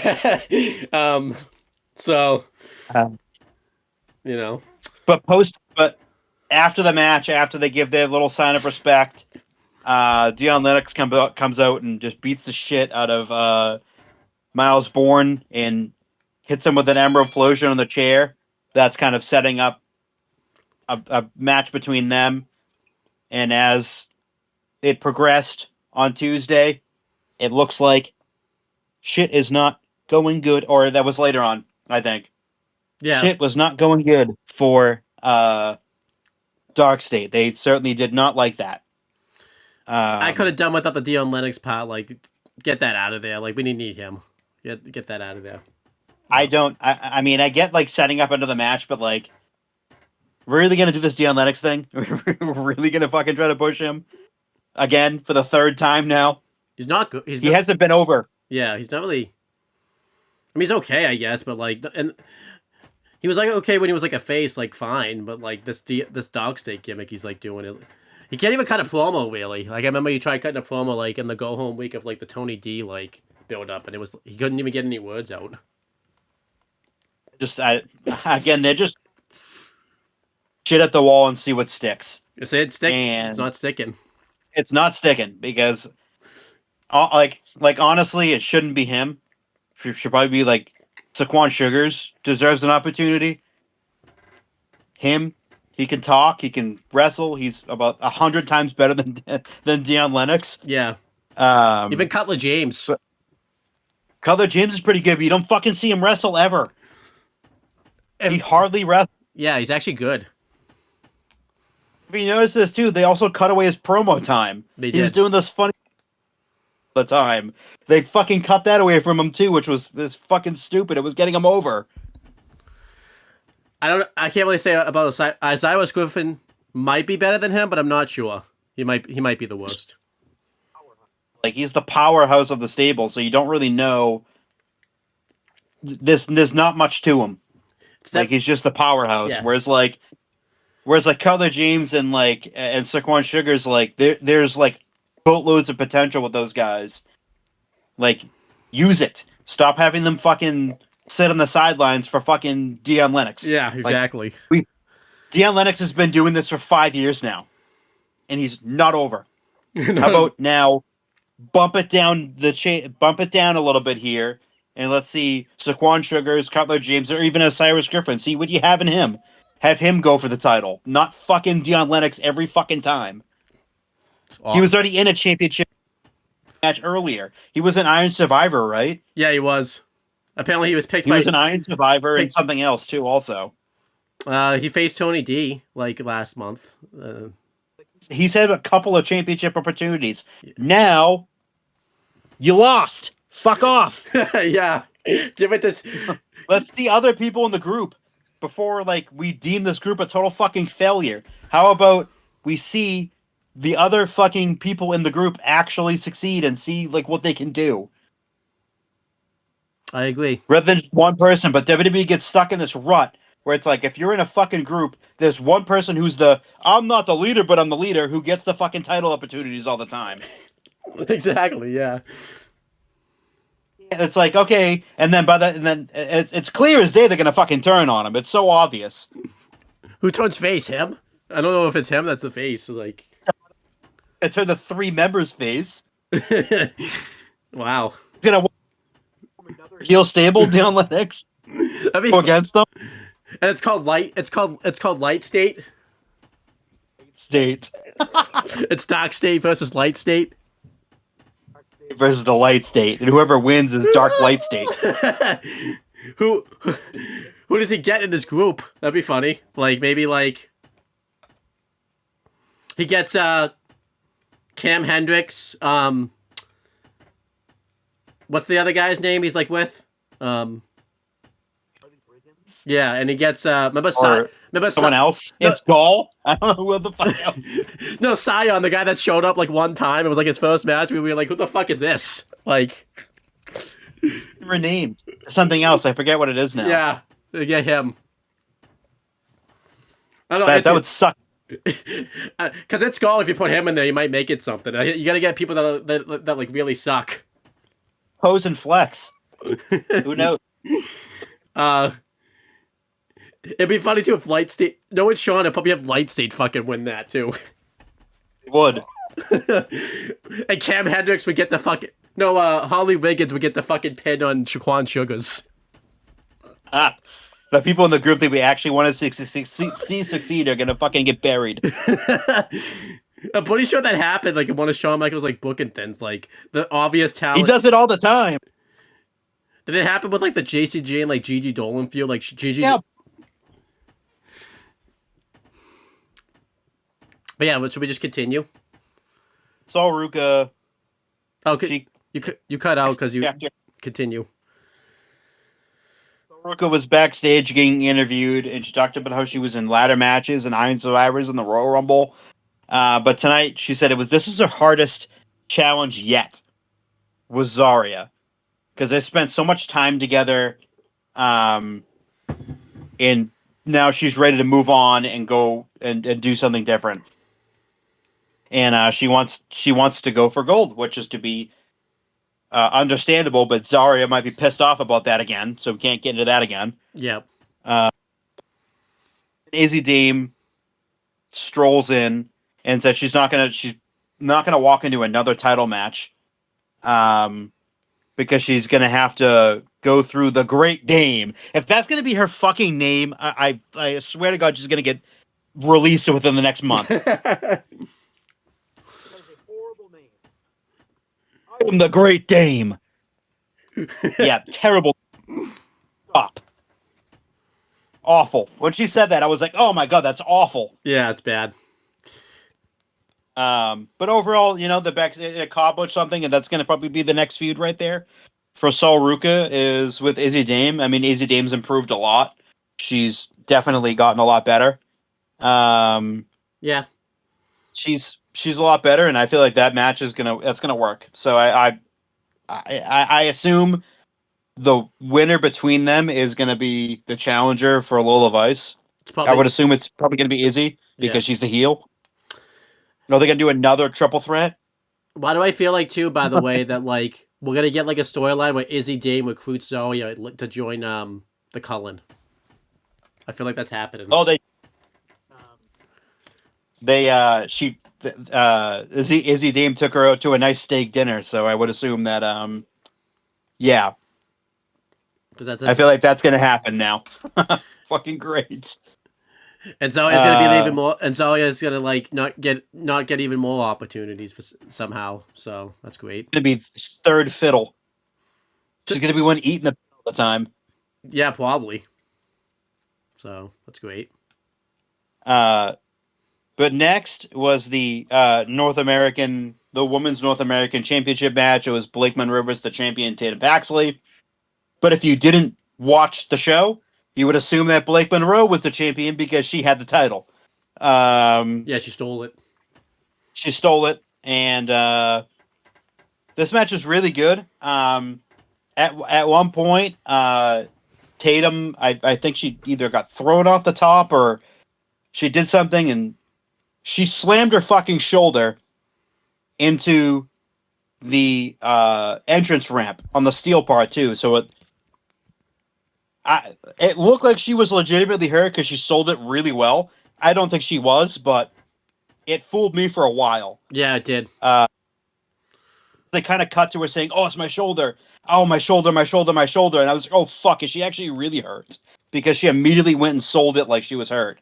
I guess we'll find out tonight because we're recording this the day of NXT, so we'll find out tonight if she was really hurt or not. If probably not, but she was selling like crazy.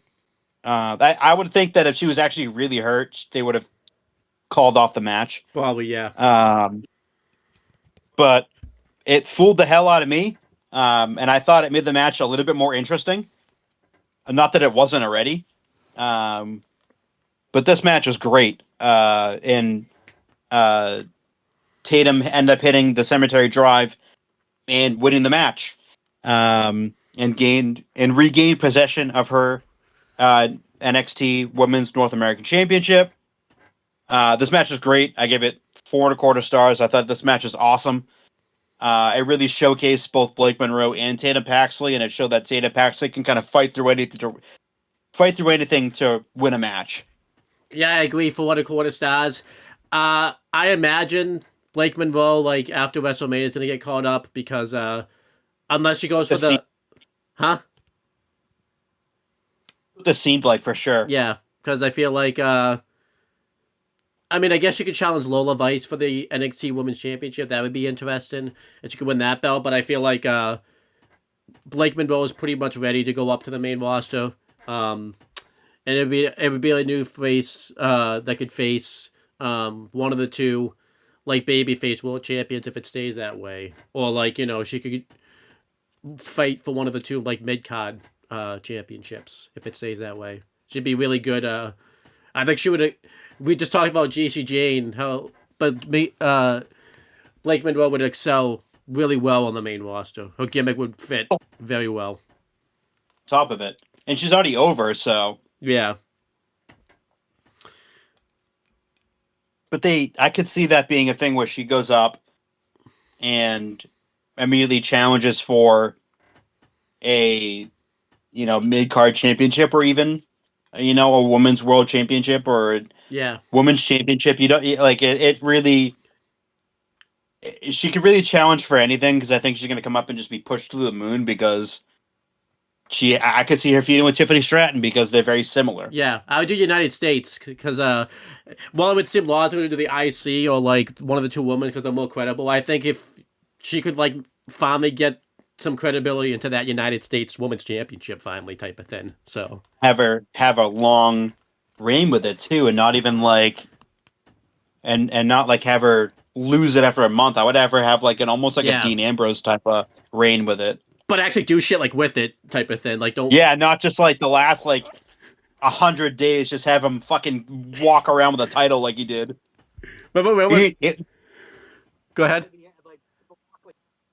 Well, his U.S. title reign was like more of like a fucking prop the last 200 days than it was. Because I remember when he lost it, I was like shocked that he defended it. Remember, like, it was a backstage segment with him, Roman. It was like the Shield, and like Ambrose was cutting this promo about how he's like the longest reigning like champion, and the Roman called him out, and I was like, dude, you haven't even defended your belt like in like 100 days, like it had gone on for so long. At like when he finally dropped the title, I was like, oh wait a minute, that was for the IC title, that was for the US title. What the hell? I'm like, why did he lose? Yeah. I'm like, oh, He barely defended that then, yeah. but I would have her do something like that, and then that could kind of like establish her, but have her defend it a lot. Yeah. Not just defended Against, a lot, but like because Julia, yeah. whoever else isn't like in the main like title picture. Maybe use that to finally turn Julia fucking face type of thing, because I feel like the heel one's not even. You could do that, or you could turn. You can have Blake Monroe be the face. Yeah, either one works. Because I know they talked about it. Like I know she talked about it in interviews, like that she would like to be a babyface at some point. Yeah. Yeah, because she was face. I don't think she was face that long when she signed over. I think she For like a few weeks. Yeah. First came in and then had that feud with Jordan Grace, which made I think it was like 2 weeks. Yeah, it was. I think Maybe 3. Because Evolution, she turned heel, and she wasn't there that long before Evolution. It might have been 3 weeks. Yeah. But yeah, let's continue to talk about this show right here. Oh, that backstage segment that I was talking about with Dark State happened, and Saquon Sugars was upset because Dion Lennox came in like all pumped up and shit, and they were very mad at him.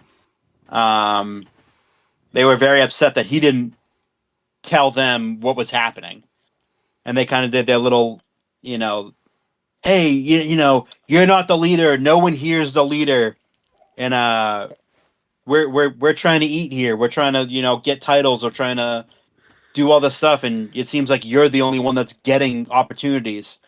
And they weren't very pleased with what he did, but they kind of hashed it out, and at the end, it's so clearly obvious they're going to turn on him. Probably, yeah. They made it very painfully obvious. That's what they do in NXT, is like, when you know someone's going to turn on them, like a group is going to turn on someone, or someone's going to turn on someone, they make it so painfully obvious it's going to happen. And they wait a while, by the way, too. They're not turning on him like tonight or anything like that. It's going to be like 5 months down the line or something type of thing. It's going to be like, but it's like, and when it happens, it's like, oh, I fucking called that like months ago. I like how he said he's going to make sure they all eat. I like to think he's just going to go get them like a candy bar or like a pizza that's like been sitting out there for a while, like at the gas station or something like that. It's like, yeah, I want to make sure you all eat. Like, steak, and they're gonna eat Fruity Pebbles. Yeah. He's like, I get the expensive shit, you get the cheap shit. Actually, I think Shaquan's gonna get like just a candy bar at the gas station or whatever. He's not gonna get anything. So, because he called him out, you don't call out the leader. Well, I guess he's not the leader. So, eating Flame and Yon, and you guys are gonna be eating bubble gum. That's not even food. Not even flavored either. Oh, that's barely even food, by the way, too. You can't even swallow that. That's the only thing they can eat. But they showed a video package for. After that, they showed a video package for Jasper Troy, Josh Briggs, and Keanu Carver ahead of their triple threat match. They're really trying to build up like Jasper Troy as like a babyface now, and Keanu Carver's clearly the heel, whereas like Briggs is like kind of like a tweener. Yeah, I'm really interested in Jasper. Like, I feel like this babyface one's because it worked. I think that's gonna work out real well for him. Huh? Booker T's team, wasn't he? Yeah. In LFG, so yeah, that they kind of used Booker in Houston to kind of get him over a little bit. And I think if you have Booker like praise Jasper Troy a lot, I think it's gonna work. Well, I like you said, he's got him anyway. He's gonna do that on his own. It's not like it's not gonna be a written thing or anything like that. He's just gonna do that himself. To like talk him up like big time, like on the like the whole match, just be annoying about it. He will too. Oh yeah. Then they had another segment with Tatum Paxley as she was with Hank and Tank and Shiloh Hill and EK Prosper, which was Eli Knight. They wanted to change it because it sounded too much like LA Knight. They wanted to be his own person. I guess I can They see were that. the project came in. They looked very disgusted. And then Blake Monroe said that she wanted to talk to them. And they all they all perked up because it looked like she fucking one of them was to fuck him or something.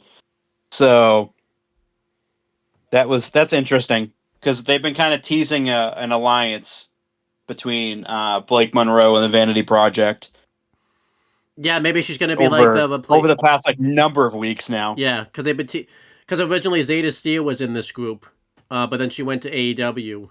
So I wonder if they're gonna use Blake Monroe as the. She might fit better than Zeta Steel because I don't think you were watching Evolve when like Zeta Steel was a part of it, but I thought Zeta Steel was always like a weird fit. So I think Blake Monroe might be a better fit.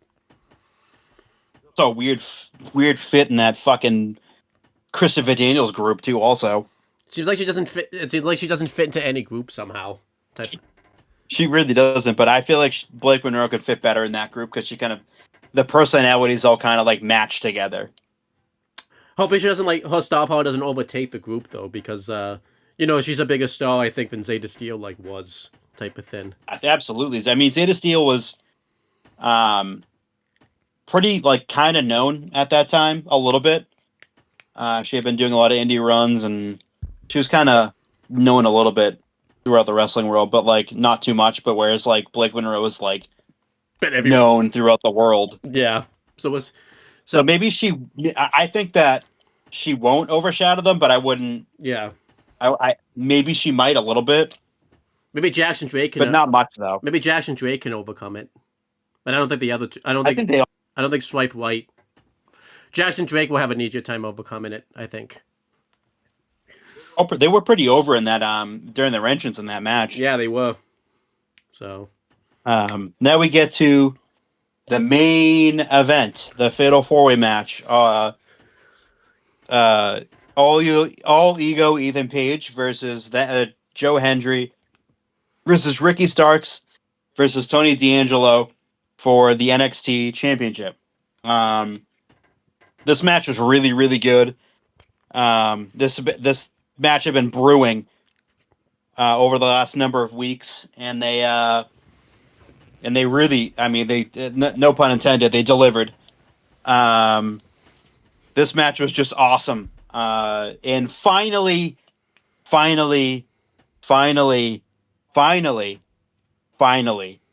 Tony D'Angelo is your new NXT champion. Kind of crazy. Tony D has been in NXT for an insanely long time. At one point, we thought he was getting called up a year ago. Didn't end up happening. Kind of went away for a long time, for about 6 months or 8 months or whatever how long. It was a long ass time. Yeah, it was a while. Kind of came back looking like a combination of Seth Rollins and Elias, but had a new, darker persona. And it's really kind of, I am honestly thrilled that he dropped that mob boss gimmick, because it just wasn't, it wasn't over anymore. And he's now more of a darker gimmick, and it has been working great. I'm very happy for him. He's been down there a long time. He's earned this opportunity. I am kind of shocked that Joe Hendry's, championship reign ended so quickly. But I think that maybe that Joe's time in NXT is kind of coming to an end, and they're gonna move him up. Yeah, within the after Mania. And I thought that this was great, and this show, I give this match 4.5 stars. This show from top to bottom, great show, amazing show, and really benefited from the fact that it wasn't put on at fucking 9 or 10 o'clock in the morning in Vegas. So overall, I give this show an A. I thought this show was fucking amazing. Yeah, going through my thoughts on the main event, I thought it was amazing. I loved it.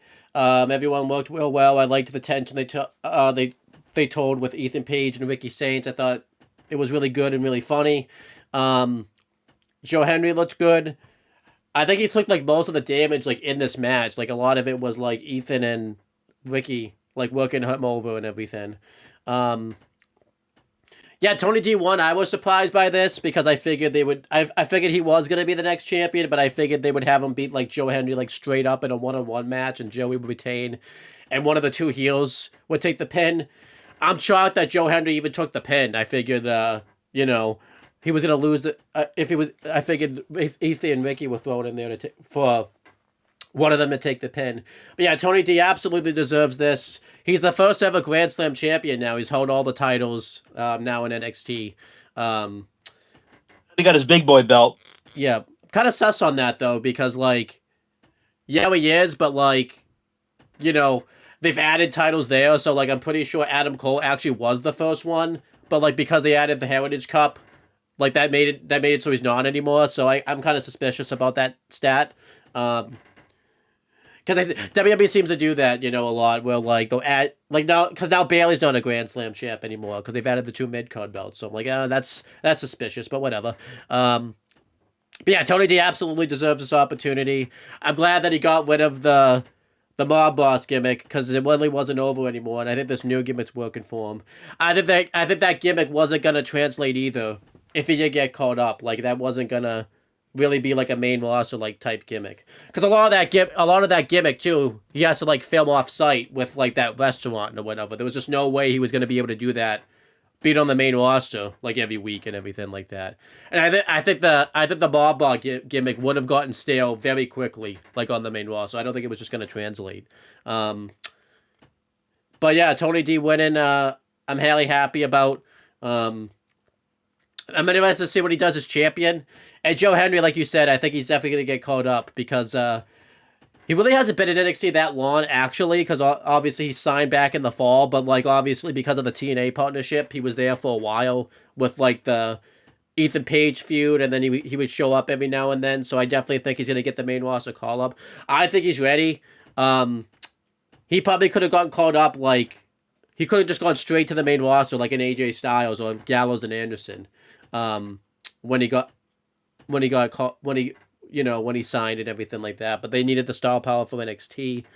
I do think this does suck for Ethan Page and Ricky Saints because I think they're staying in NXT a little longer because if they get called up, it would gut NXT because they just gutted them with Oba, Trick, and Giovanni getting called up at once. So I think they're going to keep Ethan and Ricky down there a little longer. Which isn't a bad thing for them because they do real well down there. It just kind of sucks because they're probably ready to be in the main roster at this point. But yeah, a fantastic show. The match was definitely 4.5 stars. I definitely would agree with you. I give it an A. The card flowed very well. Nothing really bad on this show. And like you said, I definitely think this helped not happening during Mania weekend. I think it's going to help just the whole weekend experience alone. Because I think NXT Stand and Deliver always gets thrown into the rug because it's on like in the morning. And then I remember last year when I watched it, like we went right from Stand and Deliver right to WrestleMania. Like you didn't really get much of a break. It was like one after the other. Probably gonna be good for the talent because I feel like the talent was tired like doing because they were call time would be like 4 in the morning and everything like that. Probably not what it is, but I like to think it's what happened after last year because Sean got like no sleep last year, if you remember. Like he had to, Definitely was the reason was because it just kind of got thrown in there, and it was just like the talent had to be there super early. I think bell time was like they had to be there by like 7:00, and it's like or 8:00, and it's like Jesus Christ, and they have to go and perform at 10:00 in the morning. Yeah. West Coast time. And it's like, Jesus Christ, like no one's going to be there yet. Right. So it's like, it made the show look worse. I think Steve, because when they zoomed out, like in the Ricky Saints match, you could see there was fucking nobody there. Yeah. And that really hurt it. I think Steve said that too, because he was there last year for Stand and Deliver. So, Here. it was sold out in St. Louis. It was packed. Yeah, so it kind of shows that it shows that NXT can stand on its own too, which is nice. And you know, this was the first time, huh? Say that again. It's been a long time since it hasn't been a part of WrestleMania weekend.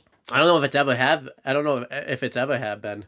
And then The more I think about it, yeah, a separate show on a on a different day, like on a different weekend. yeah. And you know, this was the first time on YouTube.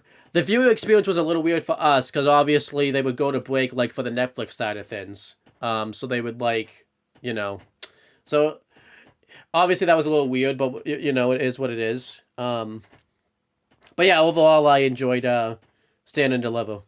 Now let's do Raw. Who's doing the Raw notes? Is it me or you still? I'll do them. So Raw took place just last night on April 6th at the Toyota Center in Houston, Texas. As we're inching closer to WrestleMania, with it only being like 2 weeks away now. Yeah, I'm excited. I'll be there, so that's good. You know, so. It showed CM Punk showing up to the arena. Immediately kicked off the show. I like this because wasn't supposed to be this way. Right. According to the rundown, it was supposed to be fucking Seth kicking off. The show. I guarantee you this. Friday changed that. So.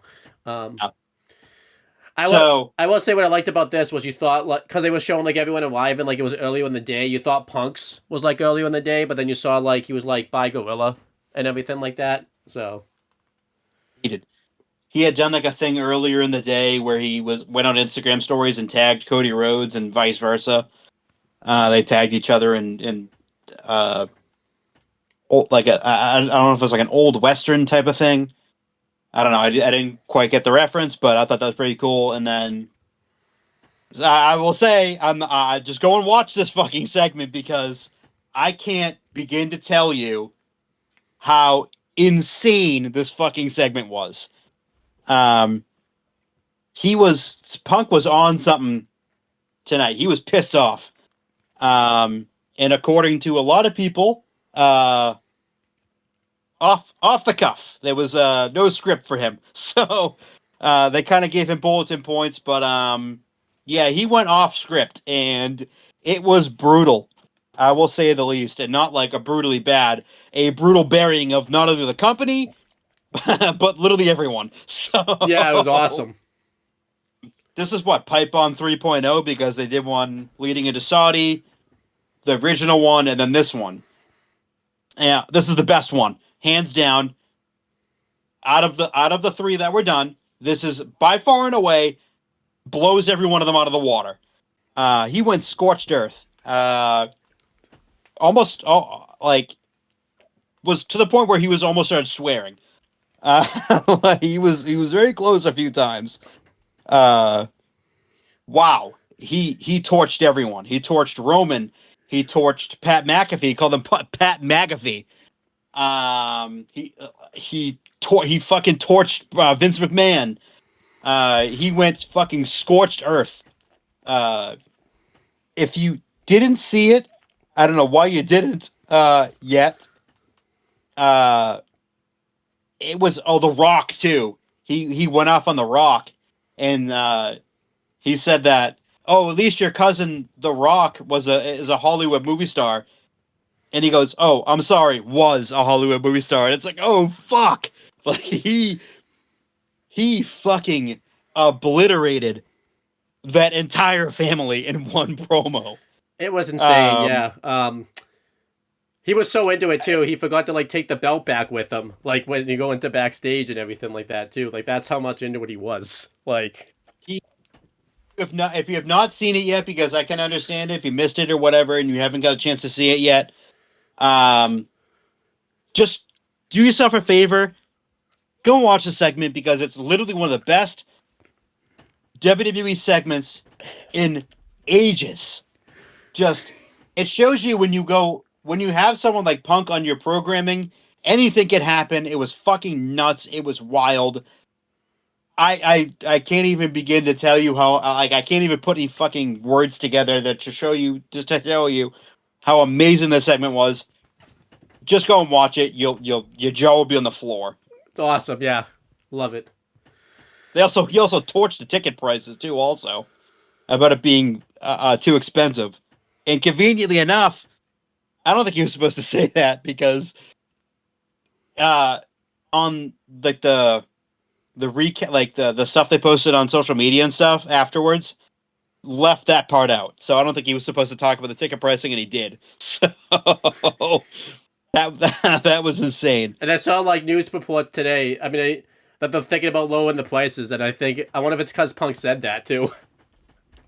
I saw that he definitely was at the forefront, but there's a lot of talent who are not very happy with the company in terms of like price gouging and pricing out hardcore fans for casual fans. So I think going forward, I do think a lot of the pricing is going to change, Which is good. because they're not pleased with that, and I can see why. But then we get, after that fucking amazing segment where he just crucified everyone, Punk, and the company itself, we get to a recap of just letting everyone kind of catch their breath a little bit.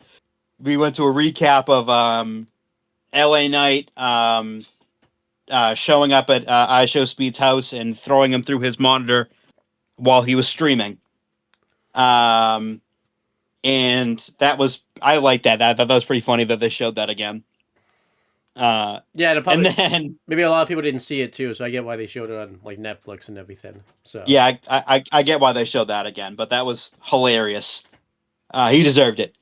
And then he's cut. He didn't deserve it. It shows Speed.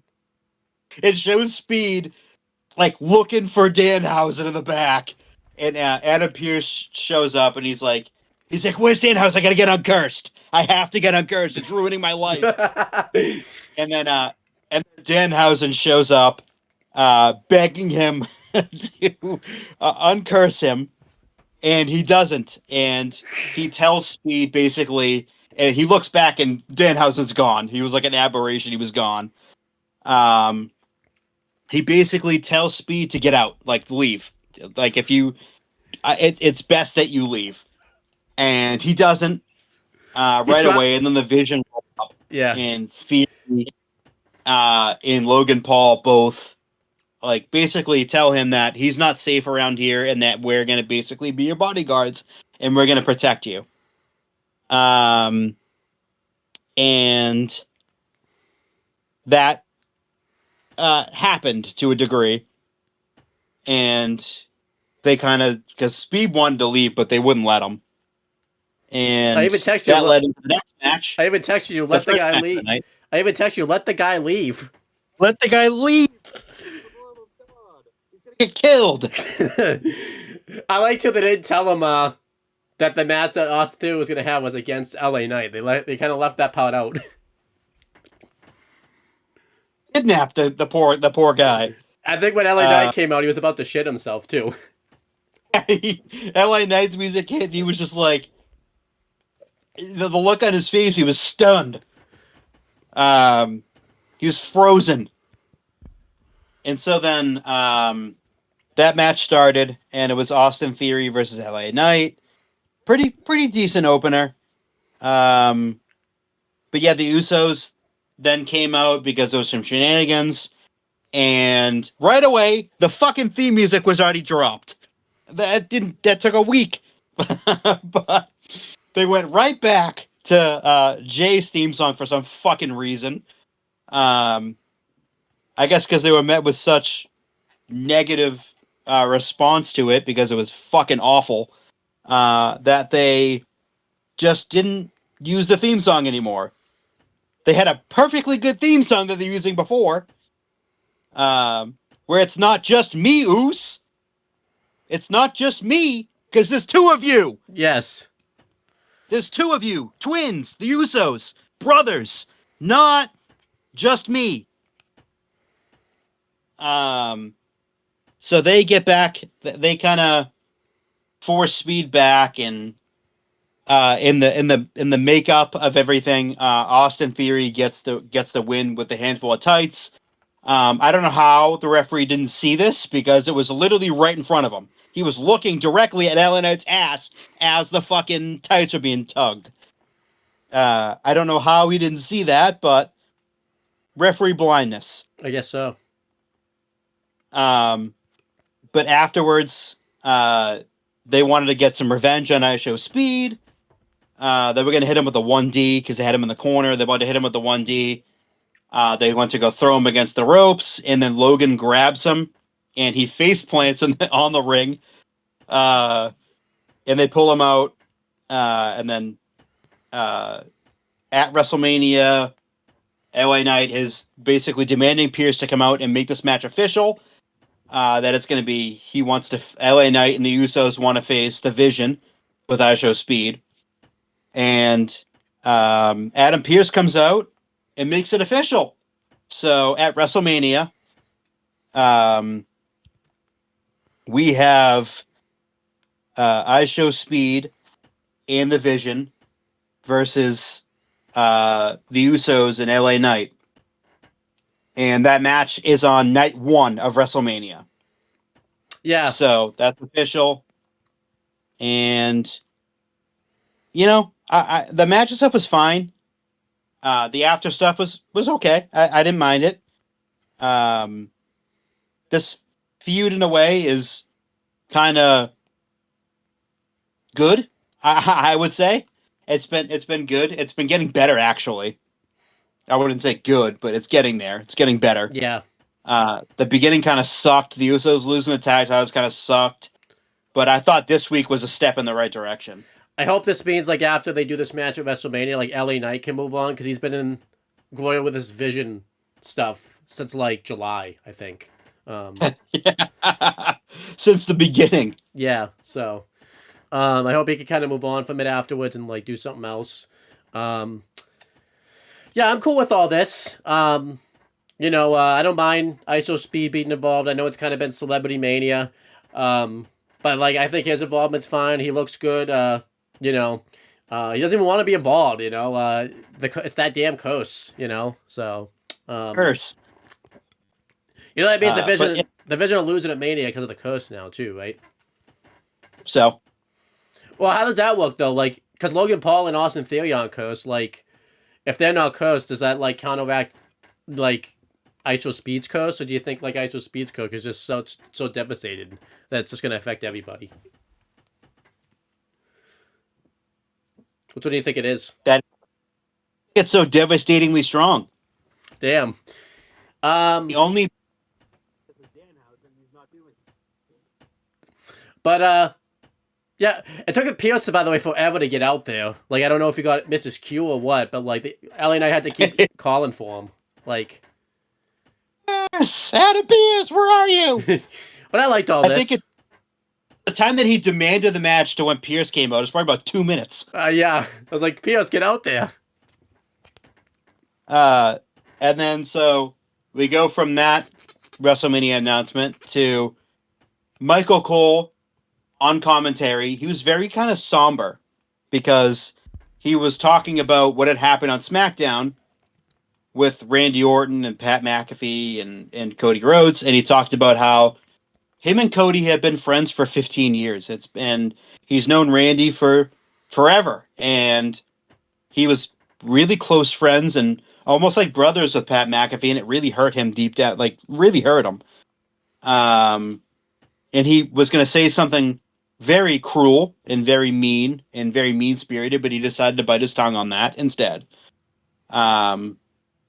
And it really showed that this really hurt, like, Michael Cole, like, deep down. And because him and Pat McAfee were super close, and it's really a battle between his friends, like people that he's close with, and he's really torn, and you could see it. How weird is this, by the way, that this is like the best thing that's happened in like the WWE Championship picture was Michael Cole's little fucking sentence that he says here. That's the best thing of the whole WWE title match at WrestleMania, which is fucking pathetic. Really, it is. I guess It really is. Well, the Randy beatdown I guess was good, but that got kind of ruined. That kind of got overshadowed by the fact that they decided to put Pat McAfee in it. Yeah.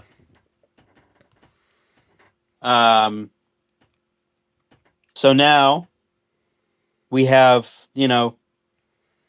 Grayson Waller and Kofi Kingston were kind of arguing backstage as Finn Balor was making his entrance for his match against his former protege and former best friend, JD McDonough, the guy who he trained, that fucking rat bastard. Finn comes out, does his babyface entrance, does the whole arms thing, and then Dom and Bitch attacks him from behind, like the little fucking coward ass pussy that he is. But Finn, for the meantime, managed to fight them both off until the numbers game got to be too much, and Dom and Bitch hit him with the AAA Mega Championship, and then then Dom kind of got the chair and put it on Finn Balor and pointed it to WrestleMania. Like the fucking match wasn't announced already. What the fuck is the point of pointing to the sign when we already know you're already facing him? Yeah. That was stupid. Dumb idiot. I think he already has CTE because he forgot that that the match is already announced. He did just have a concussion recently, so that's fair. His brains are scrambled still, apparently. But yeah, I did like this segment. It led to something near the end of the show, which was even better.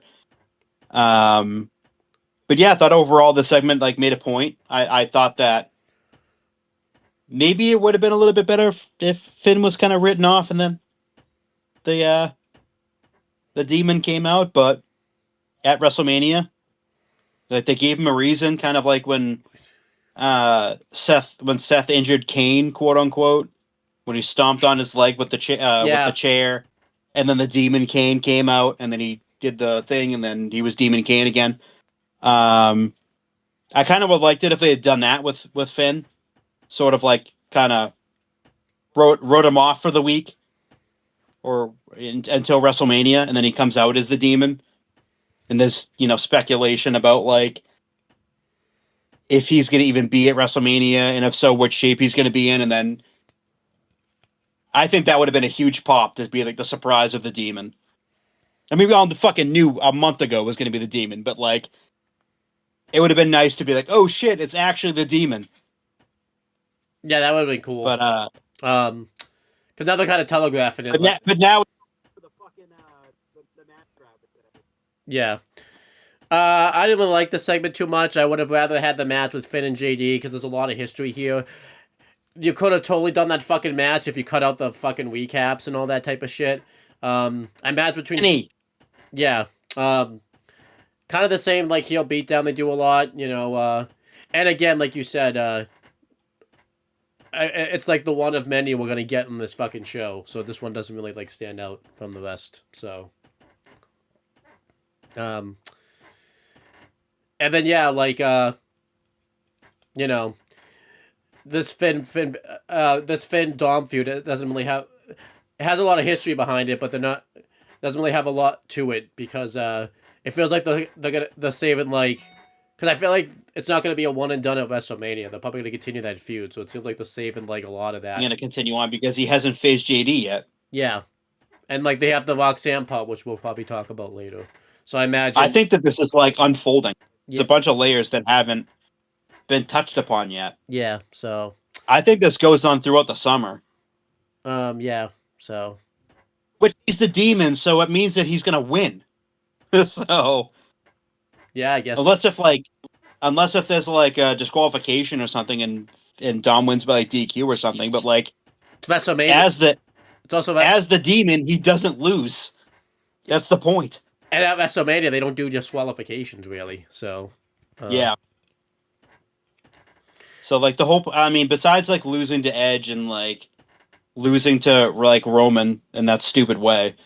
Like the Demon, for the most part, was undefeated. Like, Yeah. when he puts the Demon paint on, that means he's winning. So I think that's gonna happen this time around too. So they'll probably spin it like after WrestleMania. Dom will say like, "Oh, you beat me as like the Demon" type of thing. So like maybe they'll have another match, and like Dom will say, "You can't." It'll be like the thing they did with Bray Wyatt. I don't know if you remember what Bray says. Like, you can't be the Demon. You got to be like a man. Remember they marketed it to was like a man versus man match, which was weird. It was like what? Bray didn't want to face the Demon. You wanted to face Finn Balor, the man, not the Demon. And he still fucking lost. So it's like, and then and somehow it still continued. The only reason that feud ended was because Bray got like sick. No, because that was when Roman got sick too. Also, Yeah, and like they had to, like the something like that. Whatever it was. remember they were doing like the fucking like Finn Pumpkin like Demon versus like Sister Abigail, and like they would do like weird shots where like Finn was cutting promos in the ring and then like they would like warp it into like him cutting promos as like the Demon, but he like wasn't the Demon. It was like CGI or whatever. CJ was weird as fuck. But yeah. That was like right around when the Shield came back too for the first time. Yeah, and they and they had to put Kurt Angle in the match because Roman got lupus. And Kurt, I don't think Kurt could really do much either because he wasn't like in ring ready yet. So they wrote him like out of the match and then like had him come back and everything. But anyway, they show a segment where Michael Cole was going to interview AJ Lee, but it got interrupted, of course, because it does, by Becky Lynch. And what AJ does is basically she just crucifies her. Basically says that, you know, when you tuck your daughter into bed at night, like her favorite wrestler is going to be AJ Lee or something of that. And then that pissed her off. But like the whole premises of this fucking feud is that AJ Lee hasn't wrestled at WrestleMania in like 11 years. But what they're conveniently leaving out is the fact that she fucking won at WrestleMania. They're trying to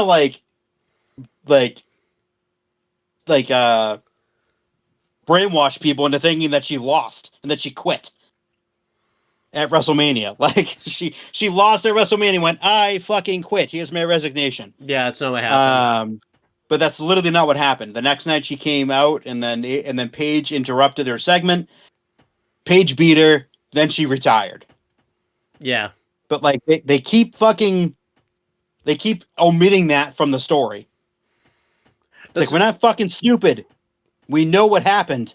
This also like was just annoying because like this was filmed earlier in the day, so they both weren't actually there. This is like the second week they both haven't been there like live in the arena to build up the Mania match. This is stupid as shit too because AJ was actually in the arena. Someone had shown us. Someone had taken a picture with. Someone had taken a picture of a little girl in the crowd that said she had like cute little glasses on, and it said AJ Lee's #1 fan, and AJ commented on it like, "Oh my god, I saw that from the monitor. It was so cute. I wanted to go and see her." It's like, then why the fuck were you in the arena then? Yeah, I don't understand. So she was there, but she just wasn't like on. Like that should have been an in-ring segment. Yeah. At least like if they wanted to do it like via satellite, they could have Becky be somewhere else. Yeah, exactly. Because AJ needed to be there. Yeah, I think I talked about this before, but this AJ Lee schedule just really sucks. Like the return, she's looked good in the ring, but like, because the whole reason this Becky feud's gone so long is because AJ Lee's on a part-time schedule, which is just terrible. So it's supposed to be a full-time schedule. Apparently, it isn't. I guess.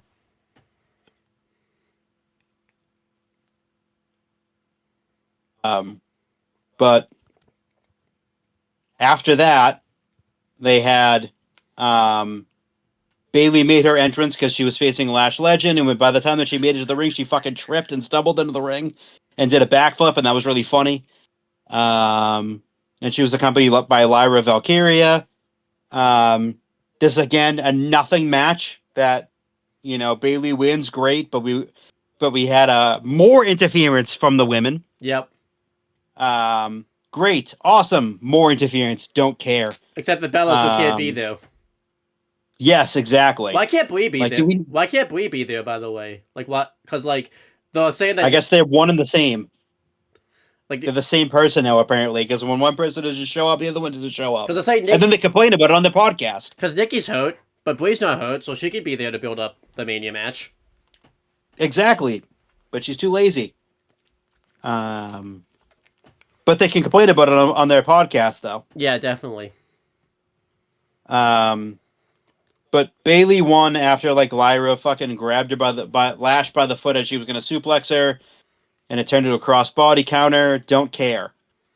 This match sucks, and then the match. I just said the match sucked. The match was just It's whatever. This whole fucking women's tag feud just sucks. It's really bad. No one comes off looking good. Everyone comes off looking stupid. Yeah. The finish came off the finish didn't come off well either because it took forever for the finish to actually happen. Like Lash Holder there for the superplex for a while. So I don't know. Somebody missed something because Lyra had to come do a finish. It was just it all came off sloppily. Yeah, very sloppy. It looked like she almost missed her foot. Yeah. I think what was supposed to happen was supposed to happen like that, but it was supposed to be more crisp, and it just did not look that good. It almost looked like she almost botched it entirely. Yeah, definitely. And after that, they go to a recap of, again, because apparently we need that in case you didn't fucking watch the show last week, of Gunther ambushing Seth through the crowd as he was getting ready to attack Paul Heyman. And they go to commercial on that. When they come back, they introduce the people that were in the crowd. It was D'Amico Ryans. It was someone else. I don't know who the fuck it was, and Mark Henry. Pretty cool. Mark got a huge ovation instead of D'Amico Ryans, the head coach of the Houston Texans. That was awesome. And then they showed a Hulk Hogan documentary. Pretty awesome. It's going to go really into depth on a lot of things. Yeah, I'm looking forward to that. Really looking forward to that. And then Seth comes out and he doesn't really fucking say a whole lot besides the fact that he's cleared and that he likes to hear his song. He missed that for the longest time, even though it's been playing for the last number of weeks. But and then Gunther comes out and attacks him from behind, and you could tell Gunther was coming out because people were making a reaction, and I'm surprised Seth didn't fucking look. You should have looked. So, he came from behind, tried to hit him with a sleeper. Seth broke free, and it led to a pull-apart brawl where Gunther kind of got a little bit of the upper hand and kind of knocked Seth down with a boot. They go to the back, and Paul Heyman's there, and the gist of it is he owes Gunther a favor, or whatever it is. Yeah. He owes Gunther a favor for a later date. And we know what that date is. Brock, he wants Brock at probably SummerSlam or something. Like a retirement match type of thing. I'm pretty interested in that. Obviously, I liked Seth's promo for what it was. He touched on a lot of things. I like the Gunther part of it. Gunther's not really doing this to protect Paul Heyman because everyone thought that he was a hired gun, and Seth mentioned that. But I like that Gunther's doing this, but Paul owes him a favor. I hope next week we can get a promo between Seth and Gunther back and forth, so we can get some actual tension between them. Because obviously they're doing this because Braun Breaker wasn't ready. Well, yeah, I guess he is ready. They just want to wait till after WrestleMania to get that program going because I don't think they want like 2 weeks to build that up. And again, I think like even though Braun's ready, it's a hernia. Knowing how intense Braun goes, you probably don't want to put him out there at like WrestleMania. And Ray wasn't ready until like tonight. But I imagine Ray doesn't want to like actually retire yet. So like they don't want to do the Gunther and Ray match yet. So I saw a bunch of funny shit like on Twitter where it was like Kevin Nash sitting in a chair in a wheelchair with like a cast up, and like he takes the blanket off of himself and stands up, and they're like, this is Rey Mysterio the second that Seth Rollins is Gunther's opponent at WrestleMania. That's funny. So it's like oh, Ray's suddenly not hurt anymore. That'd be funny. But yeah, I'm looking for the Seth Gunther match, I guess. I mean, there's not a lot of story behind it like yet, but I think the match itself is going to be incredible, I think. So be great. No doubt about it. The story's starting to pick up now. Yeah, which is good because we still have a few weeks more to WrestleMania, and they can touch on more things. Yeah. Including this like favor and stuff that because obviously Seth's embroiled in a bitter feud with Paul Heyman right now. I kind of hope they bring that up, because they've been bringing it up, like on commentary and like on the Raw podcast. Like the last time Paul owed someone a favor, it like affected. It basically created the vision, actually. So I hope they bring that up next week. Like it didn't really work out too well for Heyman when he owed somebody a favor. Yeah, exactly. He didn't learn his lesson the first time. Yeah, guess not. Well, it'd be the first time or the second time because he owed both. I think he owed 2 favors, type of thing. So yeah, he should stop giving out favors. Apparently. Well, yeah, he owed Vince a favor, and it led to his company crashing the fuck out. Exactly. So. Exactly. Yeah. I think he owed Vince a few favors, right? He had to do it a few times. He owed Vince a lot of favors, and they never lived up to them. Carried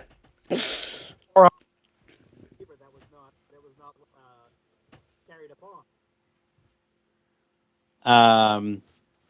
So next we get a Stephanie promo, Stephanie Vaquero promo, and it was excellent. It's better than any promo Liv can cut in English. So it's good. It was awesome. I loved every bit of it. I think I hated it again. Yeah, I think I hated it at the time. Oh, go ahead. Again, like Stephanie just continues to excel, and it proves that she's the fucking star of this feud. I think I hated it at the time because I didn't think they were both going to be like on the show, and I was like, oh wait, so the 2 Lost woman storylines, both of them on the show, but that changed later in the night. Very brutally. Yes. For sure. And then they went to the pre-announced match of that they announced earlier in the day, which was Dragon Lee, Javon Evans, and Penta versus Los Americanos, which is obviously Rayo and Bravo Americano and El Grande Americano. Legends. In your own mind. This match was really, really good. They've been wrestling a lot recently, so there was a lot of chemistry between them, and just awesome. This match was really good, and the finish was sick. It was Javon Evans hit the OG cutter, and he got so much fucking height on it, but somehow managed to hit it perfectly. He hit the cutter portion just beautifully. Yeah, I love it. After springing up that high, that was amazing. It was honestly one of his better ones to date. Yeah, because for sure. It just depends on who you're in the ring with. Like I think it was Bravo, Tyler Bate, who the fuck it was. Not Tyler Bate. I think it was Tyler Bate. Yeah, it was because he had the arm sleeve to cover the tattoo. Not him. And he just like was in perfect position, and it was just perfect. Sometimes it doesn't look that good, just because of just where the timing is and whatnot. But this was excellent. This was like one of the better ones. Yeah. Look crisp, smooth. Oh, it was amazing. Post match, they're celebrating, and fucking Rey Mysterio comes out. That was interesting. Didn't expect to see him at all. Me either. It shocked the hell out of me. That's nice. That was a nice fucking surprise. I love that the dirt sheets didn't ruin finally. I love what Corey Graves mentioned that like Ray didn't mention he was going to be in Houston like when we did commentary together. Michael Cole mentioned like he probably knew you'd leak it. That's what I thought was funny. Like, he comes out. Javon and Penta and Dragon looked very happy to see him. Just the respect factor that they all have for him. And I love that Ray went to like shake like Javon went to shake his hand like first, but Ray like insisted on shaking like the luchador's hand first, and then he shake Javon's hand like afterwards. Like I don't know why you had to do it in order. It was funny. That was kind of funny, but just they all have love and admiration and respect for him, and you could just see it in their faces. They were all genuinely super happy. I think that's like one of the first times that Rey Mysterio and Javon Evans have shared a ring together, I think. Yeah, I can't think of another, unless they're in the Rumble together, and I just forgot. But no, I don't think so, because I think Ray was out. Because Ray was hurt at that. He was in the Rumble, but I think he was out before Javon, like, entered. So this is probably one of the first times they shared a ring together, and that him being a massive WWE fan, that had to be a fucking awesome moment for him. And Ray announces that he's going to be in the fucking ladder match. Like, yeah, and Adam Pearce comes out and it agrees to it. It's fucking awesome. Like, Rey Mysterio is going to be in that match. He's cleared. No real information on him being cleared before that, so it was pretty cool. Yeah, that was a nice surprise that the dirt sheets didn't ruin. Thank God. I will say, kind of questionable that that's just going to be his first like match like back because he just had broken ribs. It's a ladder match. I thought that too. I was like, fuck, dude, you couldn't have had just a singles match. You could have a fucking ladder match. Jesus Christ, you insane? It's with a bunch of guys too that like are known for well, not ladder matches, but doing like a bunch of crazy shit like in a ladder match. Like Penta's gonna do some crazy shit. Dragon Lee will do some crazy shit. I know Javon hasn't been in a ladder match, but he's gonna do something crazy like in the do some stupid shit. So he's just about to what? He's about to do some dumbass shit. Yeah. So maybe he'll have a singles match like before then to get like ready for it, because it's still a week. I don't know. I don't know if you want to put him in the ring. Don't forget last year he got injured like right before WrestleMania, so maybe they want to save his in-ring time for that ladder match. I would think so, yeah. But yeah, whatever. I like this a lot, though. The 6-man tag was fun, and Ray's appearance was a nice surprise. By the way, Vikingo could be in this match, because Penta's going to defend the belt against him at AAA. Penta might not even make it to WrestleMania. Not. He might not. This might change on the fly. Who knows? Yeah. I would like it if like Penta retains, but Vikingo like still finds a way in there somehow. Like get a AAA guy in there, like Vikingo or do that, yeah. Yeah. Absolutely. Some stupid shit also too. And I'll get. I would like to see Vikingo more on regular like WWE TV. He might not get booed as much too. I mean, still, because he won't be in Mexico. Because he hasn't appeared since the beginning of the Dominic feud when he was a face. Yeah.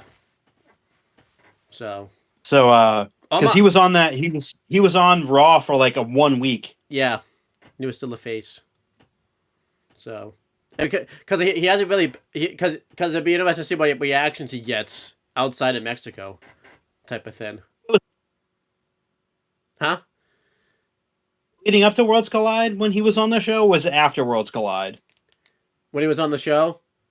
He hasn't. Yeah. I don't think he's been in America like wrestling since Worlds Collide. Yeah, the one that was in Vegas. Yeah. Oh, so maybe he won't get a good reaction then, because I don't think he got a good reaction on that show. He's a heel now, so I think they're kind of that fixes it. Yeah. But again, I'm not gonna even bother with this because they fucking just recap every fucking thing that we saw again. Because they showed Rhea and Io. Yeah. And they came back and they fucking recapped the fucking Oba and Brock fucking feud like we didn't see that already. It's on fucking Netflix. And the Vision and Show Speed, stupid shit. It's on fucking Netflix too. You can watch that anytime you want. You don't need to do that anymore. There was so many fucking recaps on the show. It should have just been called Monday Night Recap. Apparently, yeah. I'm surprised they didn't come back from break and show CM Punk's fucking pipe bomb in full. They probably didn't want to. That. The whole fucking 25 minutes that it took. Yeah. I'm surprised they were chomping at the bit to replay that fucking segment. Well, they probably won't because Punk says a lot of shit there that would have made them look bad. So we come back from break and we get a Asuka segment where Asuka promo where she just basically accused the US guy of being a very selfish person, and I hope this match somehow gets added on because it should be Asuka versus Io versus Kyrie in a triple threat at WrestleMania. I feel like that match deserves to be on WrestleMania, and it's not. Yeah, as you talk about, I don't think Io's probably going to be gone for a while. Yes, which sucks. And that led to B-Fab versus and Michin versus. I almost said B-Fab versus Michin, which wouldn't have made any sense. B-Fab and Michin versus Rio, which is Io and Rhea, and with Jade Cargill was there. This match kind of sucked. There's really no point to it, besides the fact that like Io didn't have anything to do with it either. It was kind of weird, but she's a part of the tag team. They end up getting the win though, and after the match, they just basically prolonged heel beatdown. And they they hold Rhea in the corner, which makes Rhea look weak as fuck because she's strong as fuck and she could easily break free. And Jade hits the pump kick and then grabs a kendo stick and then starts beating the crap out of Io with it, and just dumb. And then she hits her with the jaded. Great, don't care. Yeah, makes me care about it. Makes me care about this feud even less. Yeah, this was bad. The match was kind of whatever. Don't really understand why this was on Raw. This has mainly been a SmackDown feud. It was kind of random. It feels like they needed to fill the show, which you could have fucking filled if you just did the Finn Balor JD McDonough match, but whatever. It's like, Io is her like best friend and tag team partner. Let's do that. Let's just throw her in there too, also randomly. Yeah, even though she has nothing to do with this feud. And I knew once, with no explanation either. Yeah, I knew once the kendo stick got involved, and like you saw, Jade got the kendo stick, and we go in the corner. I knew exactly where this was going. They literally did this last year with Gunther and Jey Uso's feud, when Gunther beat the shit out of Jimmy Uso. This was really dumb, a really bad utilization of Io. She was like the women's world champion last year, in like the match of the weekend at WrestleMania, and now she's going to be completely left off of WrestleMania because of this dumb angle and everything like that. So that's not fun. And then, just really dumb. And you know, we had this.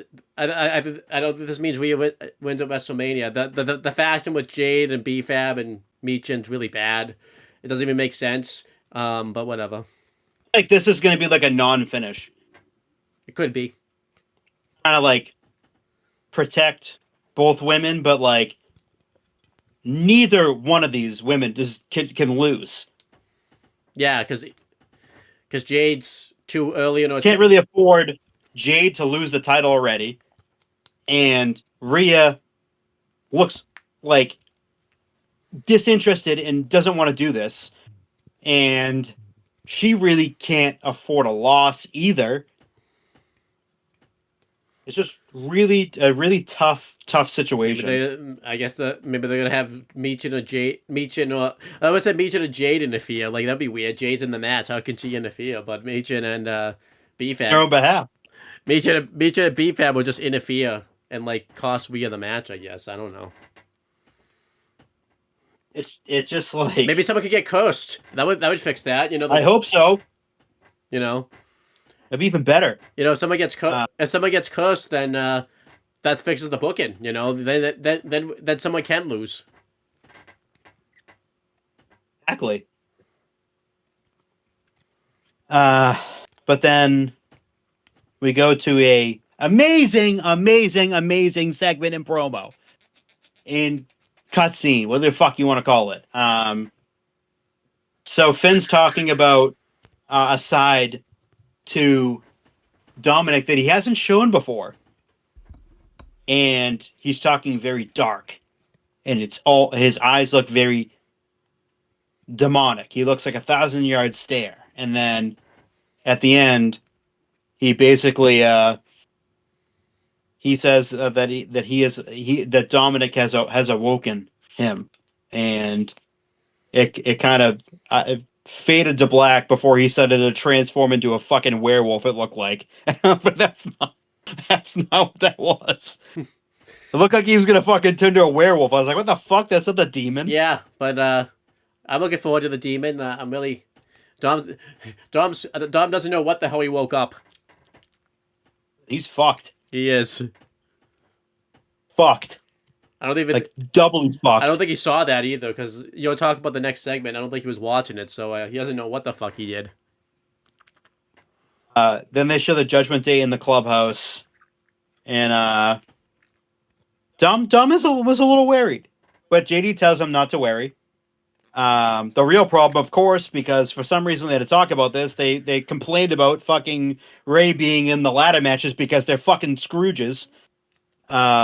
Worry about your fucking selves. How about that? Don't worry about the amazing, awesome Hall of Fame legend father.